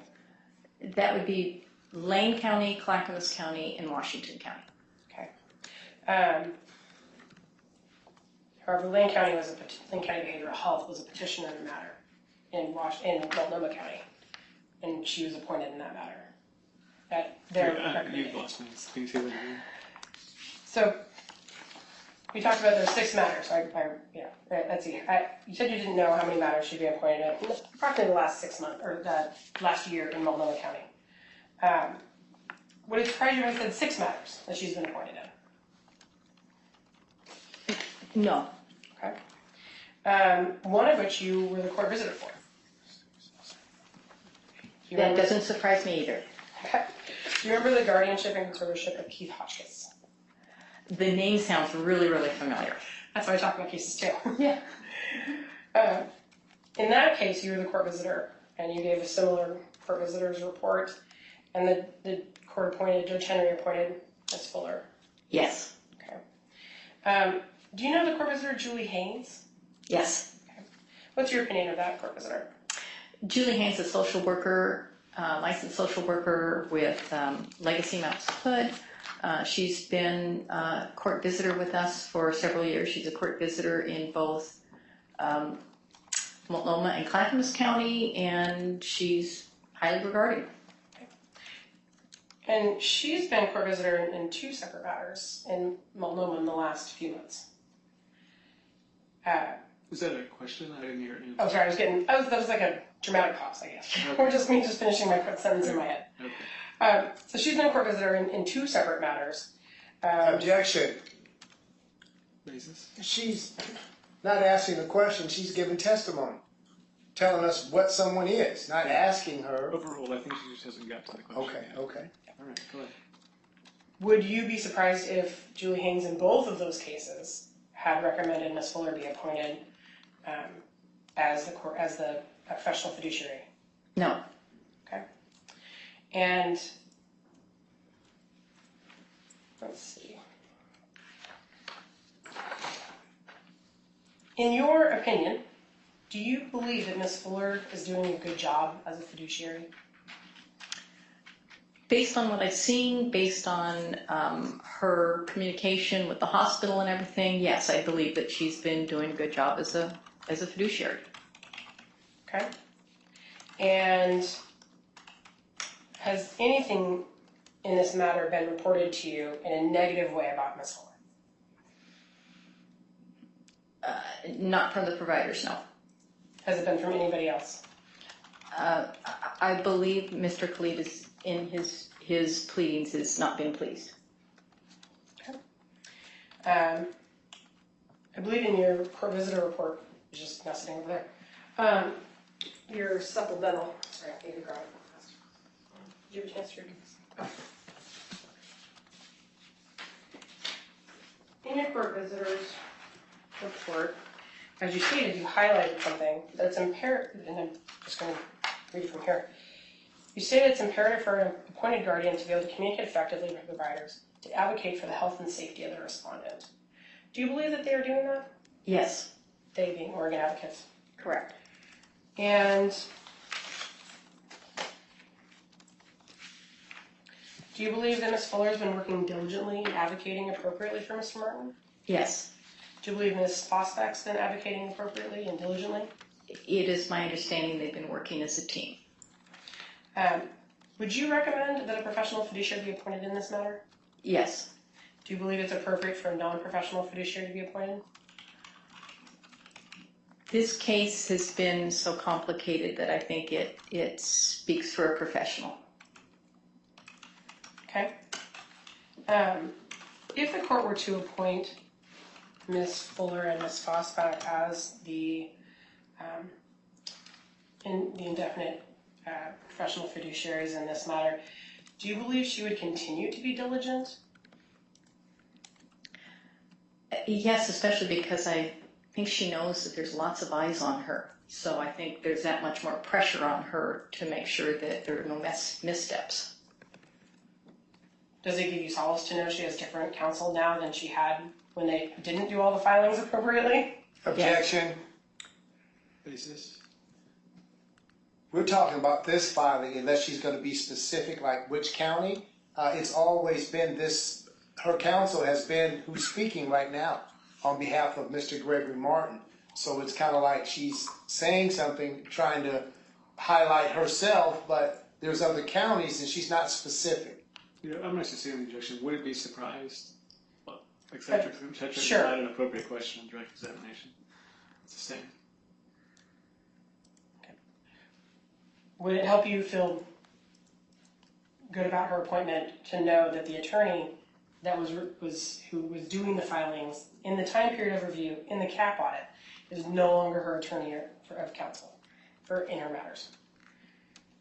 It's always preferable that a fiduciary has a diligent counsel. That's a good answer.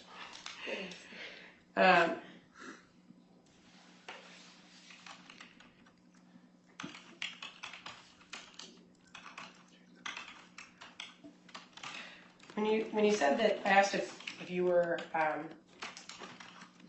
surprised that, or would you find it believable that Ms. Hayes is also recommending Ms. Fuller for... Objection. She's leading the witness. So I'm gonna have her finish the question first. Okay. And then I'll take it from there. Okay. So if you could start over with the question. I have to rewind. Yeah, I understand. As we talked about, Ms. Hayes is also recommending her for appointment as a court visitor, is recommending for appointment in other guardianships and conservatorship cases. So Objection. why were you not surprised by that? Mr. Willie, Okay. Finish. Okay, but she's... I understand you're making an objection. We're gonna hear you. Okay, Let her finish. okay. All right. Salisbury, go ahead. I'm going to try again. As we discussed, Ms. Hayes was also making recommendations for Ms. Fuller to be a professional fiduciary in other guardianships and conservatorships in Multnomah County. I asked if you'd be, why are you not surprised by those recommendations? Okay. Do you have an objection to that question? The petitioners had plenty of time. They had over 30 days to petition Mrs. Hayes or subpoena someone for their personal professional opinion, to rely on the court reporter who's really maybe not as familiar, but for us here, we're hearing the same story about Mrs. Hayes and who's not here, and they had a chance to bring her to appear to answer these questions for legitimacy on her own versus asking the court reporter. Yeah, I must sustain the objection. Next one. Okay. All right.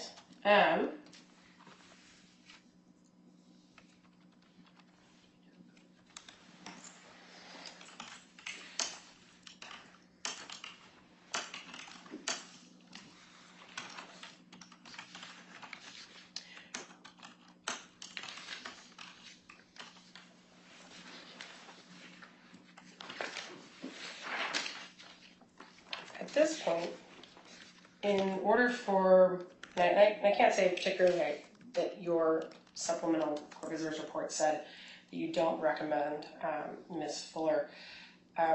What precautions would you want the court to put in place if you were to recommend Ms. Fuller, in addition to Ms. Foxback, as the permanent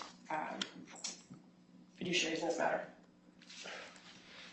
Your Honor, objection to that question again. Overruled. I always tell people the visitor is just a cog in the wheel. Again, the final decision is the judge's. And I will say that Ms. Fuller has been doing a really good job on this case in working diligently to find resources and figure out what's going on and to make a plan going forward. The fiduciary has been stymied by the lack of the indefinite guardianship. Can't move, can't do anything until that indefinite's in the place.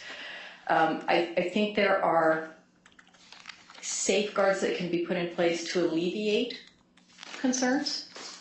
One of the things, even though the respondent cannot direct an attorney, I think having an attorney remain on for the respondent, there is someone, sort of a second pair of eyes there to make sure. The court can figure out reporting. Should the reporting be more frequently? The court can advocate for, instead of an annual report, I want to report with a plan of care in 90 days, 6 months. You know, the court can offer these things as guardrails, and the court has done that in the past. The court has asked in the past when there's concerns, they've asked for the court visitor to make an additional visit at a certain time. You know, I want to see what's happening in, again, 6 months, 9 months versus, you know, so there's ways to mitigate concerns. I will repeat that she's been doing a good job as a guardian right now. You know, I have to bring forward that there were 3 courts that found unsuitable, and that is concerning.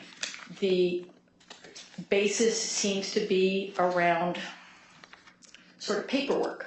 So because there's a conservatorship involved, the guardian would have to, and the fiduciary would have to maintain relationship with counsel. There would have to be counsel of record. So again, I think there's ways to format safeguards and guardrails. And I think I covered them all there. The increased reporting, having appointed counsel. What do you say having appointed counsel? For the respondent? Mr. Rudolph. Again, someone who is representing just to make sure that that care plan, that conservatorship, the financial dealings are in his interest. Okay. And it's kind of tough because he can't direct counsel. So I think that puts counsel in a tough place, but I'll let counsel speak to that. Have you heard of the option of a protected person's special advocate?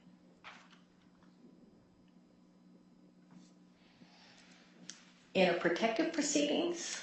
I can give you the citation if you want, but it seems like it also might be something where someone can be appointed to go in and do reports, kind of like a guardian partners report kind of idea, where they can go in and do a report and just say, hey, how are things going? Would that be something you'd be open to, assuming once you've had a look at it? I think I know that they've reappointed court visitors in high conflict cases at times for follow-up if there's any questions about the suitability and everything of a guardian. Special fiduciary, the ones I'm familiar with personally would be either the Guardian Partners Program and, again, the reappointment of court visitor. Certainly. So you believe that there's a way that for organ advocates to stay on this and really to provide extra reporting to the court so that their fears could be alleviated. That is a process that you believe could be there. Yes. Okay. And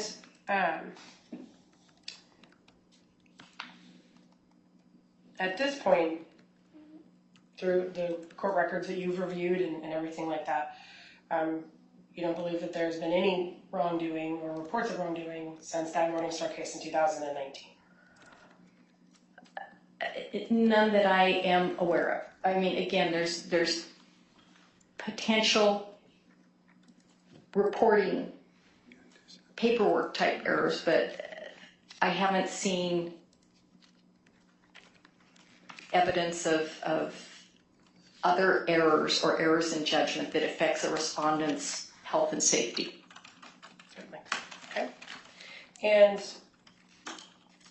what could Ms. Fuller do that would help alleviate any fears that you Objection. have?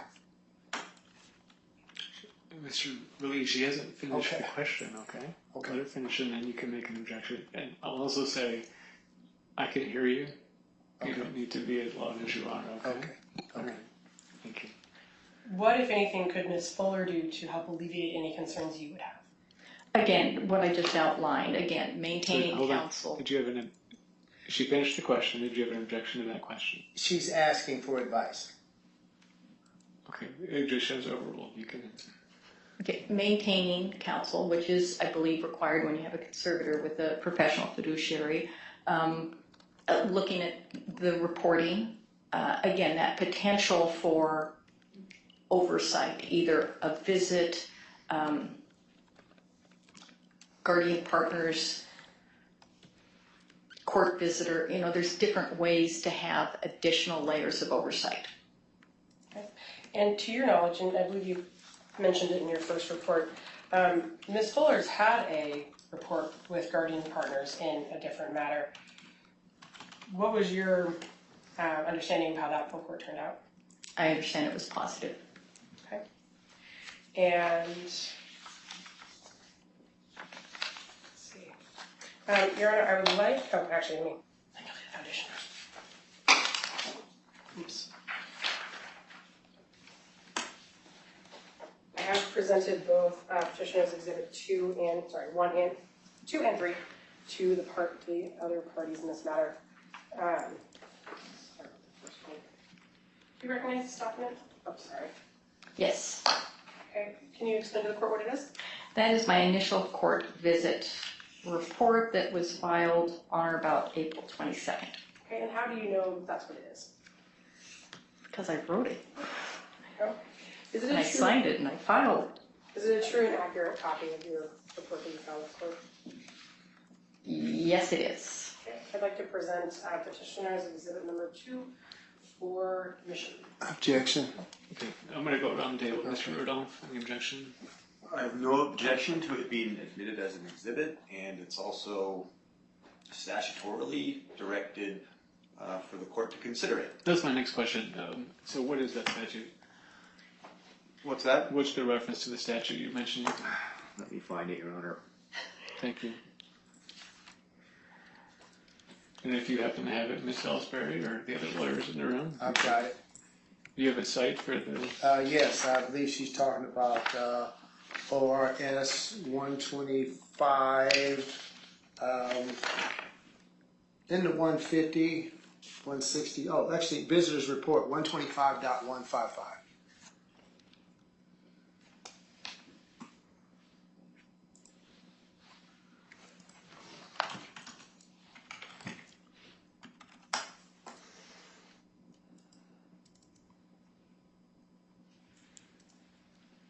I'll still wait for you, Mr. Rudolph. But also, Ms. Salisbury, this is your evidence, so I think it's helpful if you look as well. Apologies, Your Honor, I am also doing the Control F. Perfect, thank you. Thank you, Your Honor.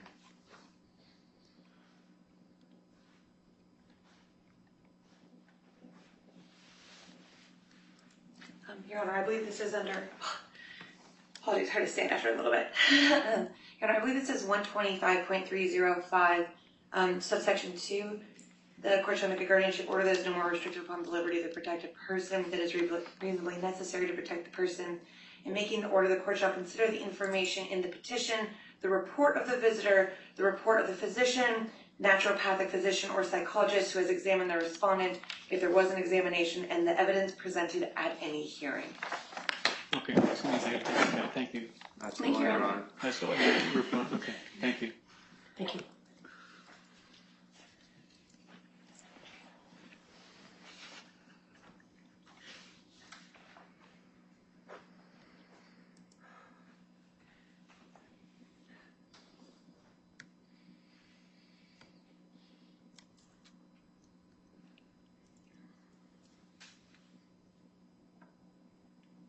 All right, so I reviewed ORS 125.305. I would agree, Mr. Willie, that typically the evidence code would support your objection that this would be hearsay, the report in and of itself, similar to how in the custody evaluation, a family law case, that evaluation report cannot be admitted into evidence, so the evaluator can testify. Similar to a police officer can write a report, their report is not allowed under the evidence code.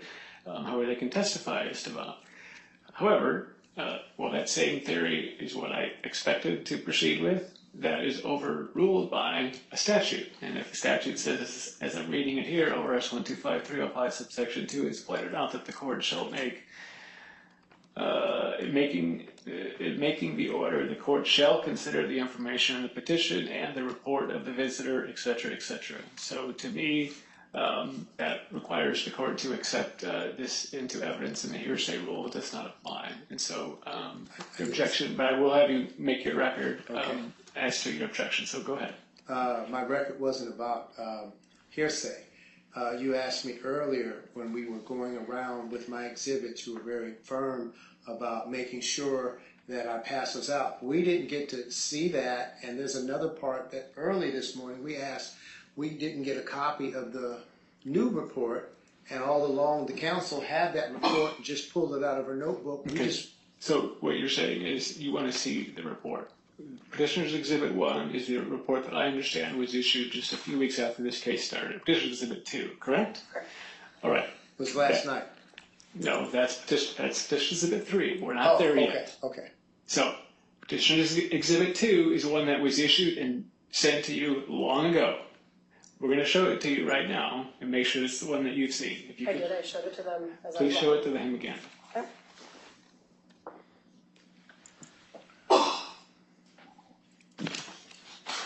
Yeah, we've seen this one. Okay. All right. So then you don't have an objection because you haven't seen it, because you have seen Yeah, it. we've So seen that one.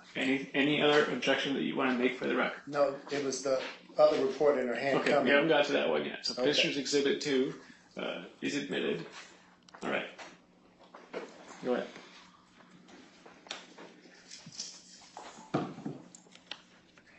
And do you recognize, again, this is the supplemental that was submitted, both a copy to me and Mr. Willie at the same time. So that is, again, supplemental. Could you please, do you recognize this document? Yes, that is the supplemental report that I filed on or about the 26th of August. Okay, and how do you know that that's what it is? Again, I wrote it, I filed it, it's the same as my copy. Okay, and is that a true and accurate copy? Yes. Okay. And did you email this to both me and Mr. Wally at the exact same time? Yes. Your Honor, my objection to this She one. hasn't moved to admit it yet. So Okay, gotcha. we'll go from there.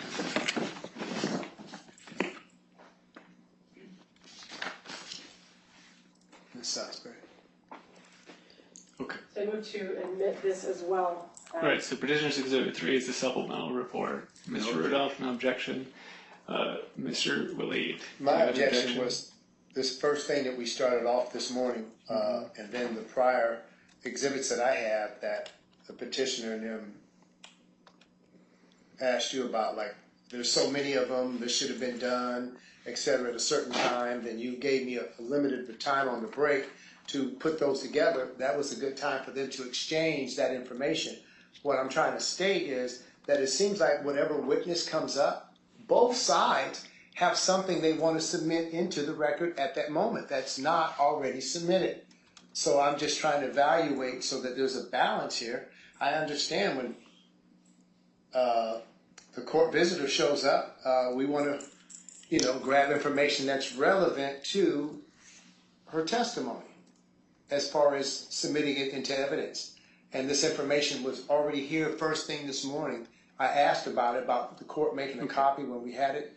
I even asked other counsel. They claim, Mr. Woods, what I'm hearing from you is let's take one piece of evidence at a time. You're talking about other things. I'm not really sure what the connection is there. But this piece of evidence here, you're objecting, as I understand it, because you don't have a formal copy of it in your hands. This morning, I understand you told me that, I've received it. I should have a copy.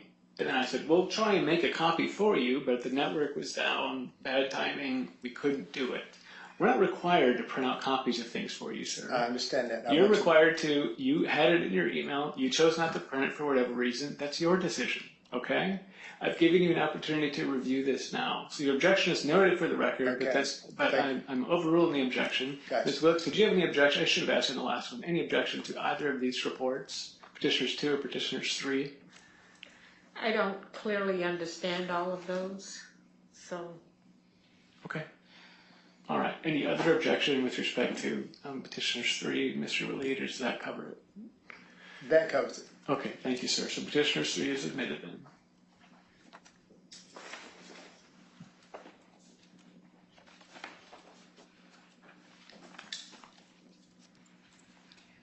A few more questions, Ms. Garman. Did you have an opportunity to talk with Mr. Tom Stenson? He is from DRO. Briefly, yes. Okay. And any concerns he had about your report that you had, you flushed those out with him? Yes.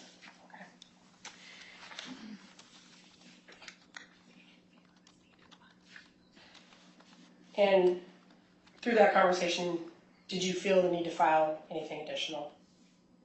No, anything additional was addressed in the supplemental report. Okay.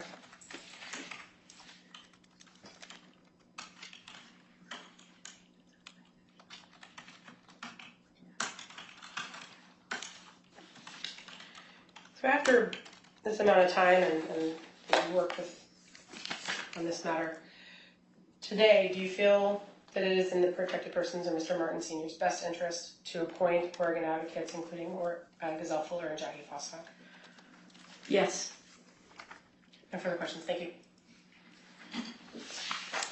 Okay. Give me 1 second. I'm going to get a question for Ms. Fuller, then you'll get to ask questions, okay?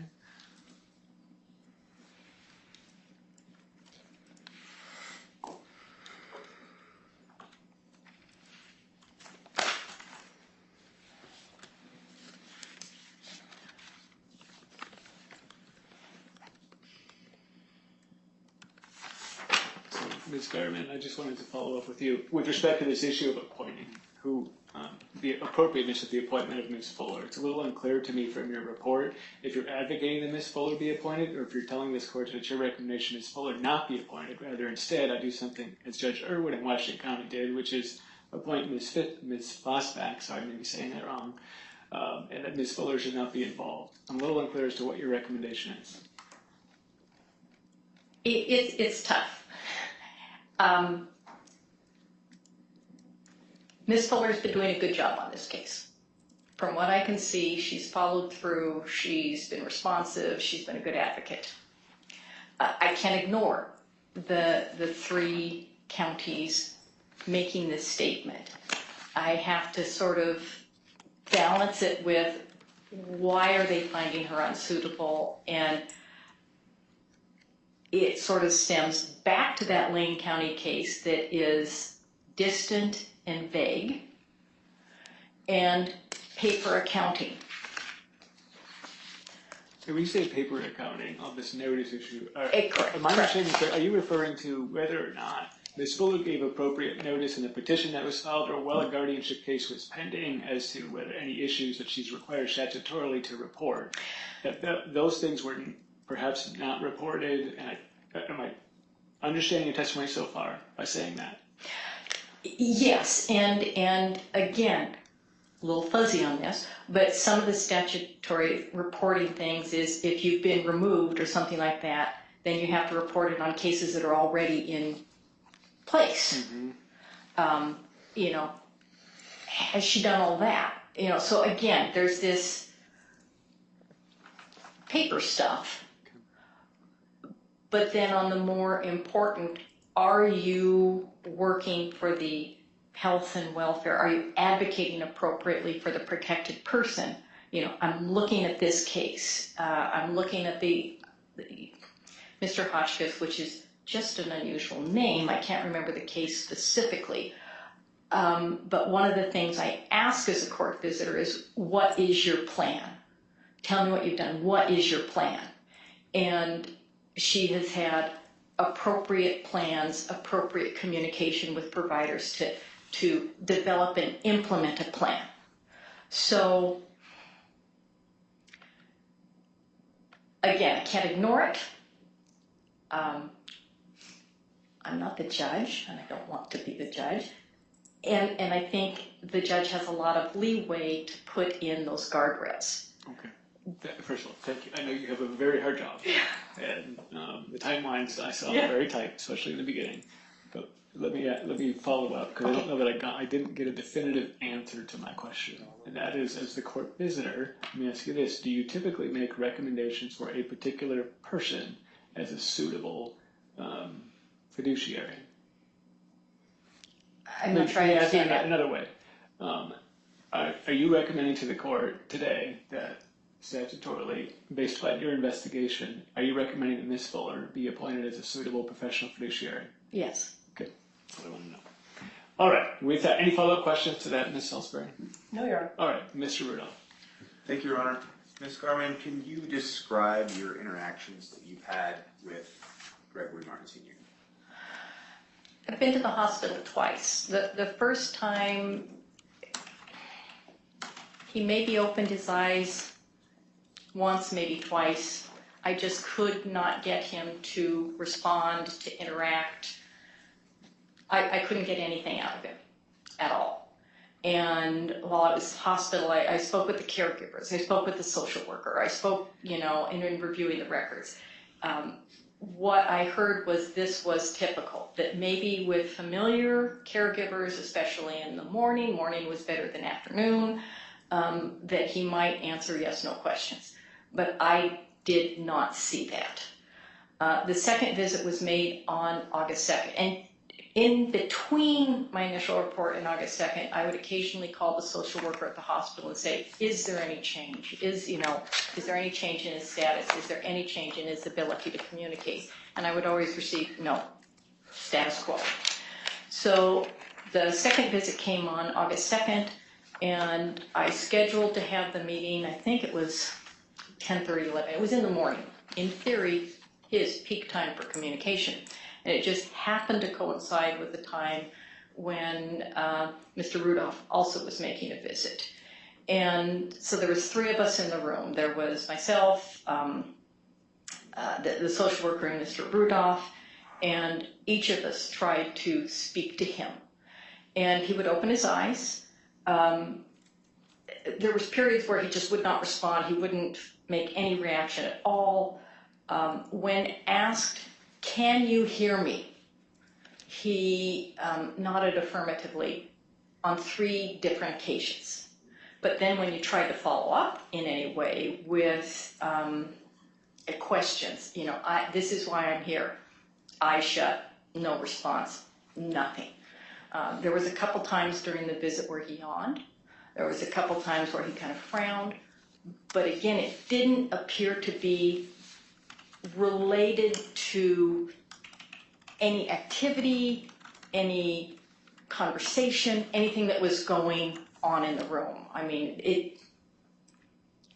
I've had people yawn when they're bored with me. This was not that case. It was just a spontaneous movement. So, Ms. Garman, during the course of your investigation, have you formed an opinion about whether Mr. Martin's condition is an inability to receive and process information as opposed to an inability to communicate back what he would like to communicate? I realize I didn't ask that very eloquently. So I think you're talking about receptive versus expressive communication ability. Correct. So in reviewing the records, my sense was even early when he could communicate, there were times when he could communicate but chose not to. The way he's been since March, so this is several months, we have a data points here, where he's simply not communicating. He's the ability to answer those yes, no questions, the ability to say, I can hear you, and acknowledge that, means that there's at least some receptive, but there's no way to test effectively how complex the receptive abilities are. He has shown no expressive communication that's noteworthy during these months in the hospital. So because of that, you can't test what his receptive abilities are. Is it possible, based on your experience as a nurse, that there would be treatment that may allow medical providers to test that out to see if it is a receptive versus expressive issue?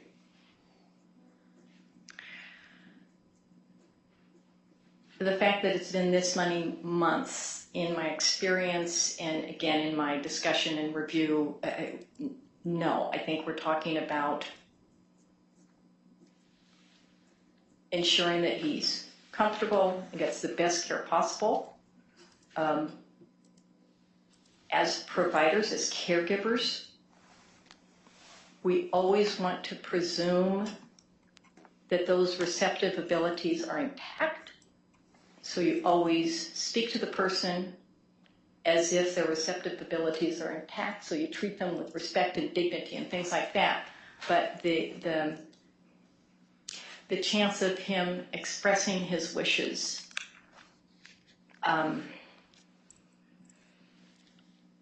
are minuscule.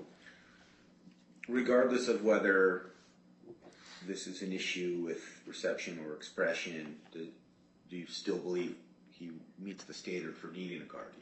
Absolutely. During the course of your investigation, have you learned any information about what he wants with respect to his life, his medical issues, his care, his family, or his finances?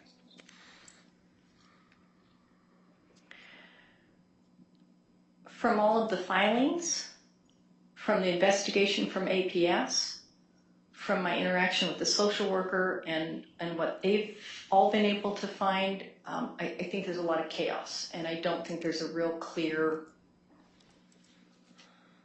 understanding.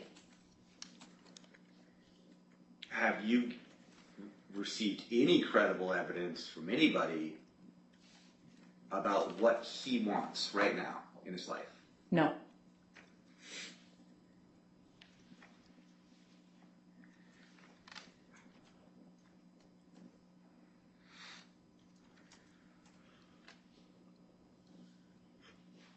No further questions. Okay, thank you. All right, Mr. Willie. Do you need some water or anything? No, Okay. thank you. Thank you. I'm going to start right off with, how long have you been a court visitor? Since 1996. Okay, since 1996, that's almost, what, how many years? 30? Yeah, 30. Yeah, okay.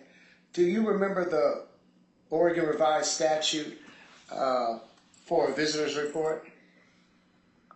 The ORS 125?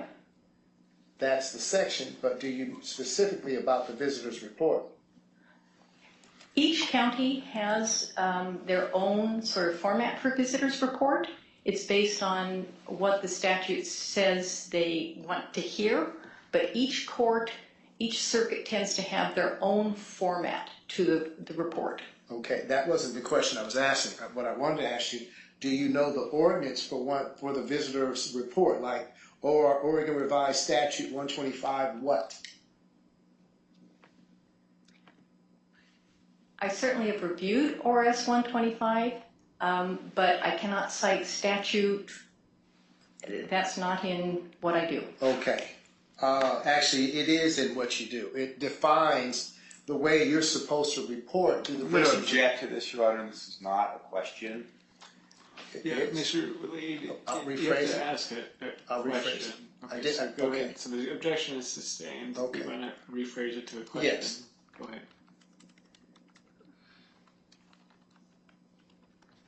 How often do you submit reports annually, in a year? Again, since I've been appointed in over 4,300. I often have to do multiple reports. I don't know, How many? 100, 150, I have no idea, Okay. right off the top of my head. Okay. You mentioned that in each particular county there are different formats for visitors report. However, statewide, what is the ordinance, ORS 125, for the visitors report? Do you remember that? Objection asked and answered. This is, Overall. I'm just trying to ask the question to see cognizant-wise, memory-wise. From what we're seeing and what we're hearing, I'm seeing different testimonies depending on which questions are asked. So, as far as the appointment of a visitor, are you familiar with 125.150? I would have to see the statute in front of me. May I submit this in evidence? Well, I can take judicial notice of the Okay, law. oh, But, You're right. You're right. That is even better. This was already submitted as a motion for a judicial I have it right here. We concluded this in a report to the court, a motion for judicial notice regarding all of the statutes that are valuable in this particular situation. 125. We're dealing with different state statutes. Everything that we're talking about was submitted into the court 2 weeks ago. It was called a judicial notice. Actually, it was after the hearing that you had with us and your warning about just submitting anything. Mm-hmm. And we did submit a judicial notice. Does the court have that, or can I bring that up? It's just talked about all of these different things at one time. It was objected earlier. I want to just try and make sure I understand what you're asking me. Okay. Because Where is the court stand? Can I talk? Okay. Okay. I think what you're asking me is, can I take judicial notice of the law, a statute, 125.150, or any other law? Is that what you're asking me? Yes. Yes. I will take judicial notice of the law. You're not required to hand me evidence of what the law is. Is that your question? No. Okay. The question was, we filed into this hearing, into this case, a motion for judicial notice, taking judicial notice. Judicial notice of what? Judicial notice of Oregon statutes. It's really specific. Oregon statutes, Constitution, any particular law that dealt with this court case as it was going on. We filed it into the record on the 16th or 17th of August. I was just curious if I'm asking this question. I'd rather just submit the one judicial notice with all of the rules and of the laws that we were questioning. Okay, whatever it is that you want to submit, why don't you show this to the other attorneys? And, I might be able to ask for some clarification because I think there's some miscommunication happening. I know everyone's really tired, so if it would be helpful for the court. I believe what Mr. Wallet is saying is that he submitted some documents to the court to ask the court to take judicial notice, and then listed a bunch of statutes and other things in there. Mm-hmm. We filed an objection to this, our position being that a lot of these things were not relevant to the case at hand. And so maybe this is a pre-trial motion issue that the court needs to deal with, or if the court wants to take judicial notice as we move forward for the applicable statutes. It's up to the court's discretion on that, obviously, but I believe that's what Mr. Wallet is talking about. She's correct. She's correct. So it sounds like this is something more appropriate to handle in a pretrial setting, which I think what we're going to do now is we're going to stop the trial for today. Okay. We're going to make sure we've covered all of your motions, which I thought we had. It appears maybe we haven't. Then we're going to move forward with the trial, but not today, because there's not enough time. So, Ms. Garvin, I'm sorry, you don't have to come back. I know you're very busy. We're going to look for, we're going to look for some time.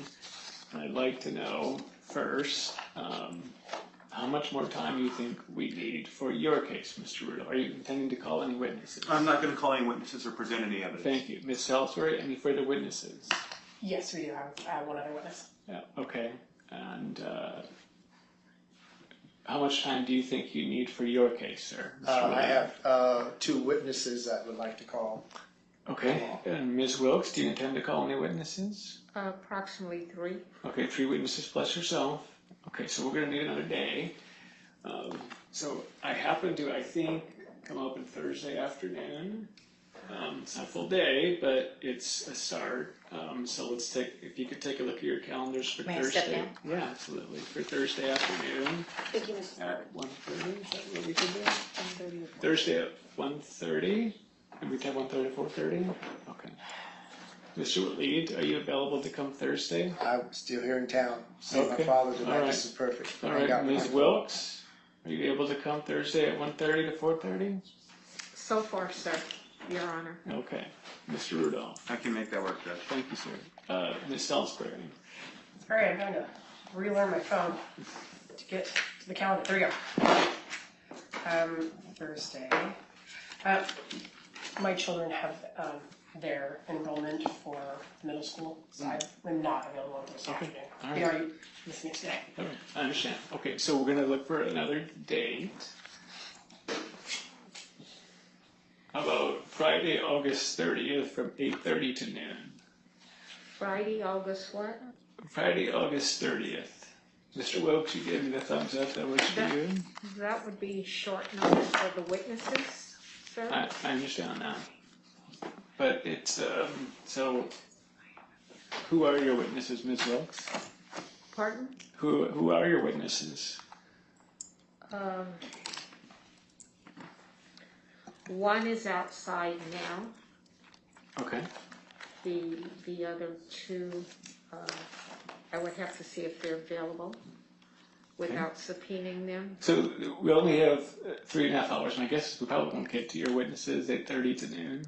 My guess is we'll finish petitioner's Did case. you- Get to you Mr. said the Waleed's 30th? case. I'm sorry? Did you say August 30th, Your Honor? August 30th, yes. Yeah. Like this Friday, right?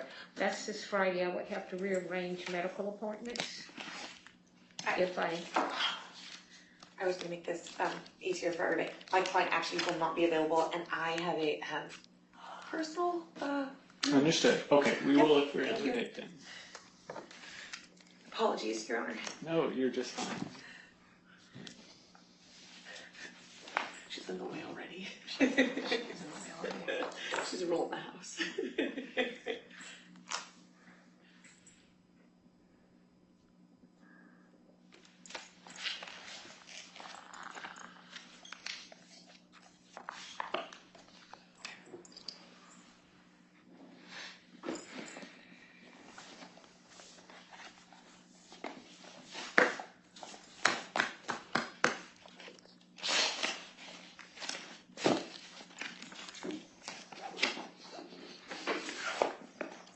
September 6th, 8:30, basically 8:30 to noon. I gotta take a break in the middle. Must be something else scheduled for 30 minutes, but start there. September 6th in the morning.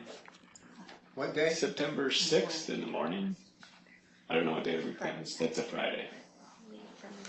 I could be here from Montana. Okay, Mr. Lee, works for you. Ms. Wilkes? that's open right now, so yes. Okay, all right. Mr. Rudolph? I have a hearing in the afternoon, but I could be here in the morning. Okay.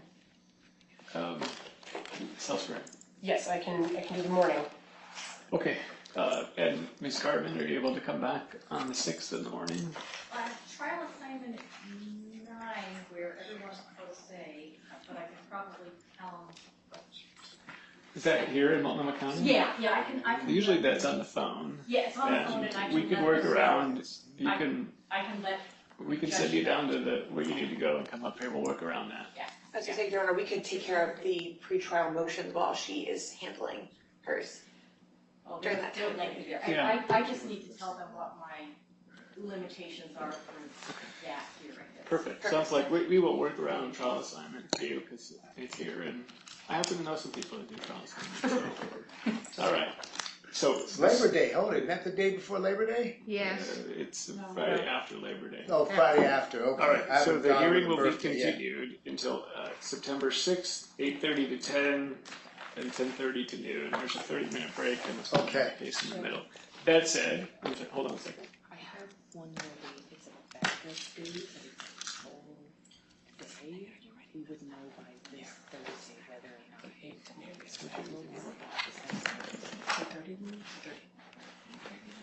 We would know. Is it for dependency trial? Yes, your dependency judge now, we would know by Thursday after they call whether or not. Order stays in place until We're available for next Wednesday. What's the date? How does it currently read? exactly that. Until the final. We just want to make sure that's noted on the record. Sure. Yep.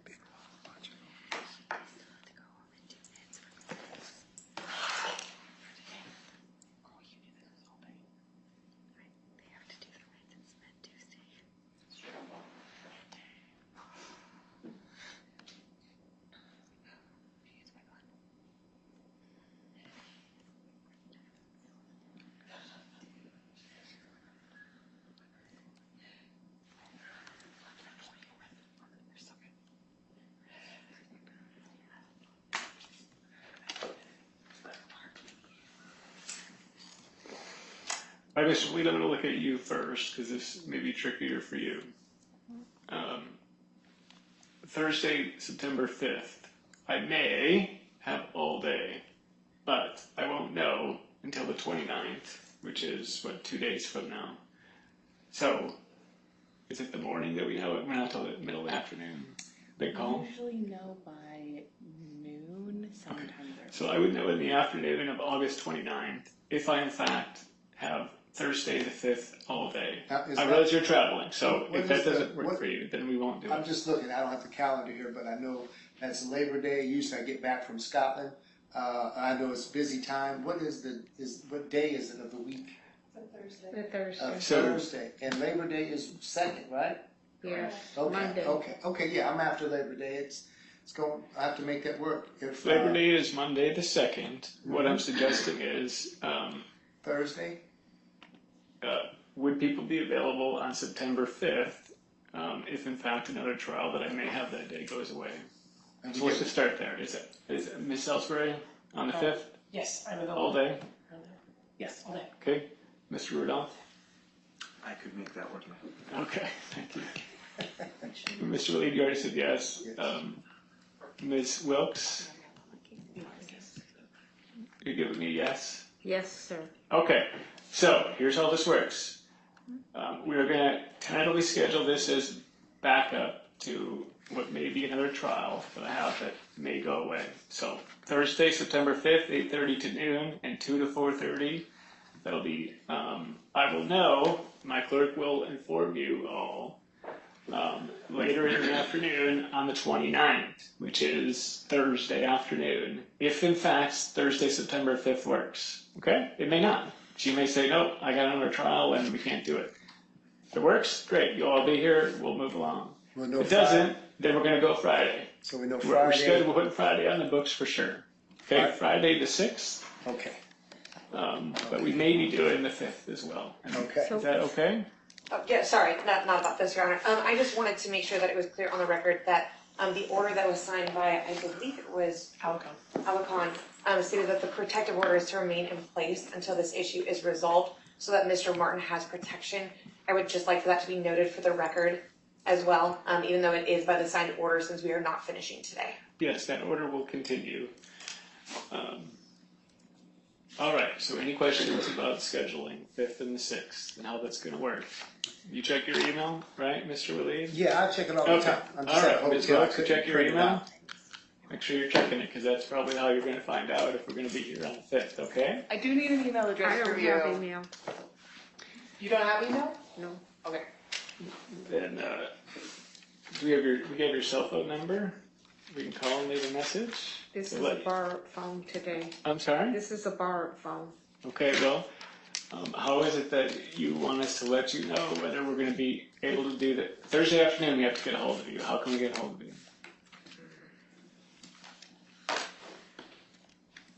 I can, go see if Earl's willing to give his number. Okay.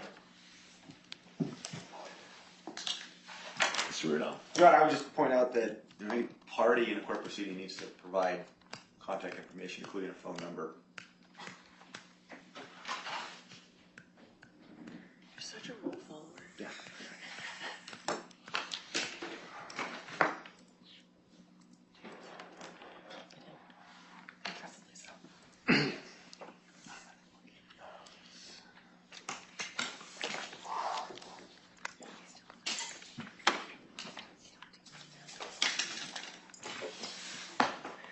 May I be excused for the restroom?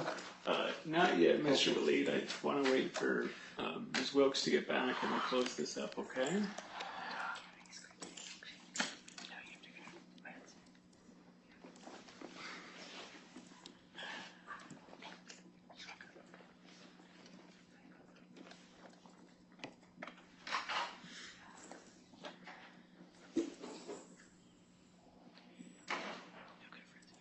So Wilkes, do you have a phone number for us to call? 503-380-9850.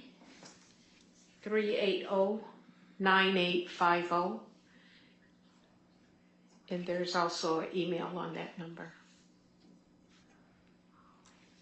Okay, that's the number that we're gonna let you know if in fact Thursday the 5th works, Thank okay? you. Thank you, And Your Honor. then we're, 6th is on the books, no matter. Now, I was planning to take up the remaining, I thought we had handled all of the pretrial motions. It sounds like there's some muddiness in there. But I think we're just gonna do that next time at this point, okay? Okay. So we'll take up those matters next time. Anything else from any of the parties? Those exhibits that didn't get submitted, do I Yes, get to any take exhibit those? that has not been admitted, we're gonna give you back. Okay, may I post it? All right, looks like I'm not seeing Ms. Ellsbury. Yes, sorry, something did come up and I had forgot to mention it earlier. In the most recent documentation I had received from Mr. Wally, he continues to mail to their personal addresses. I believe you had instructed that not to occur. Yeah, you're not supposed to. That's an objection, that's not true, Your Honor. You gave me on the phone specifics.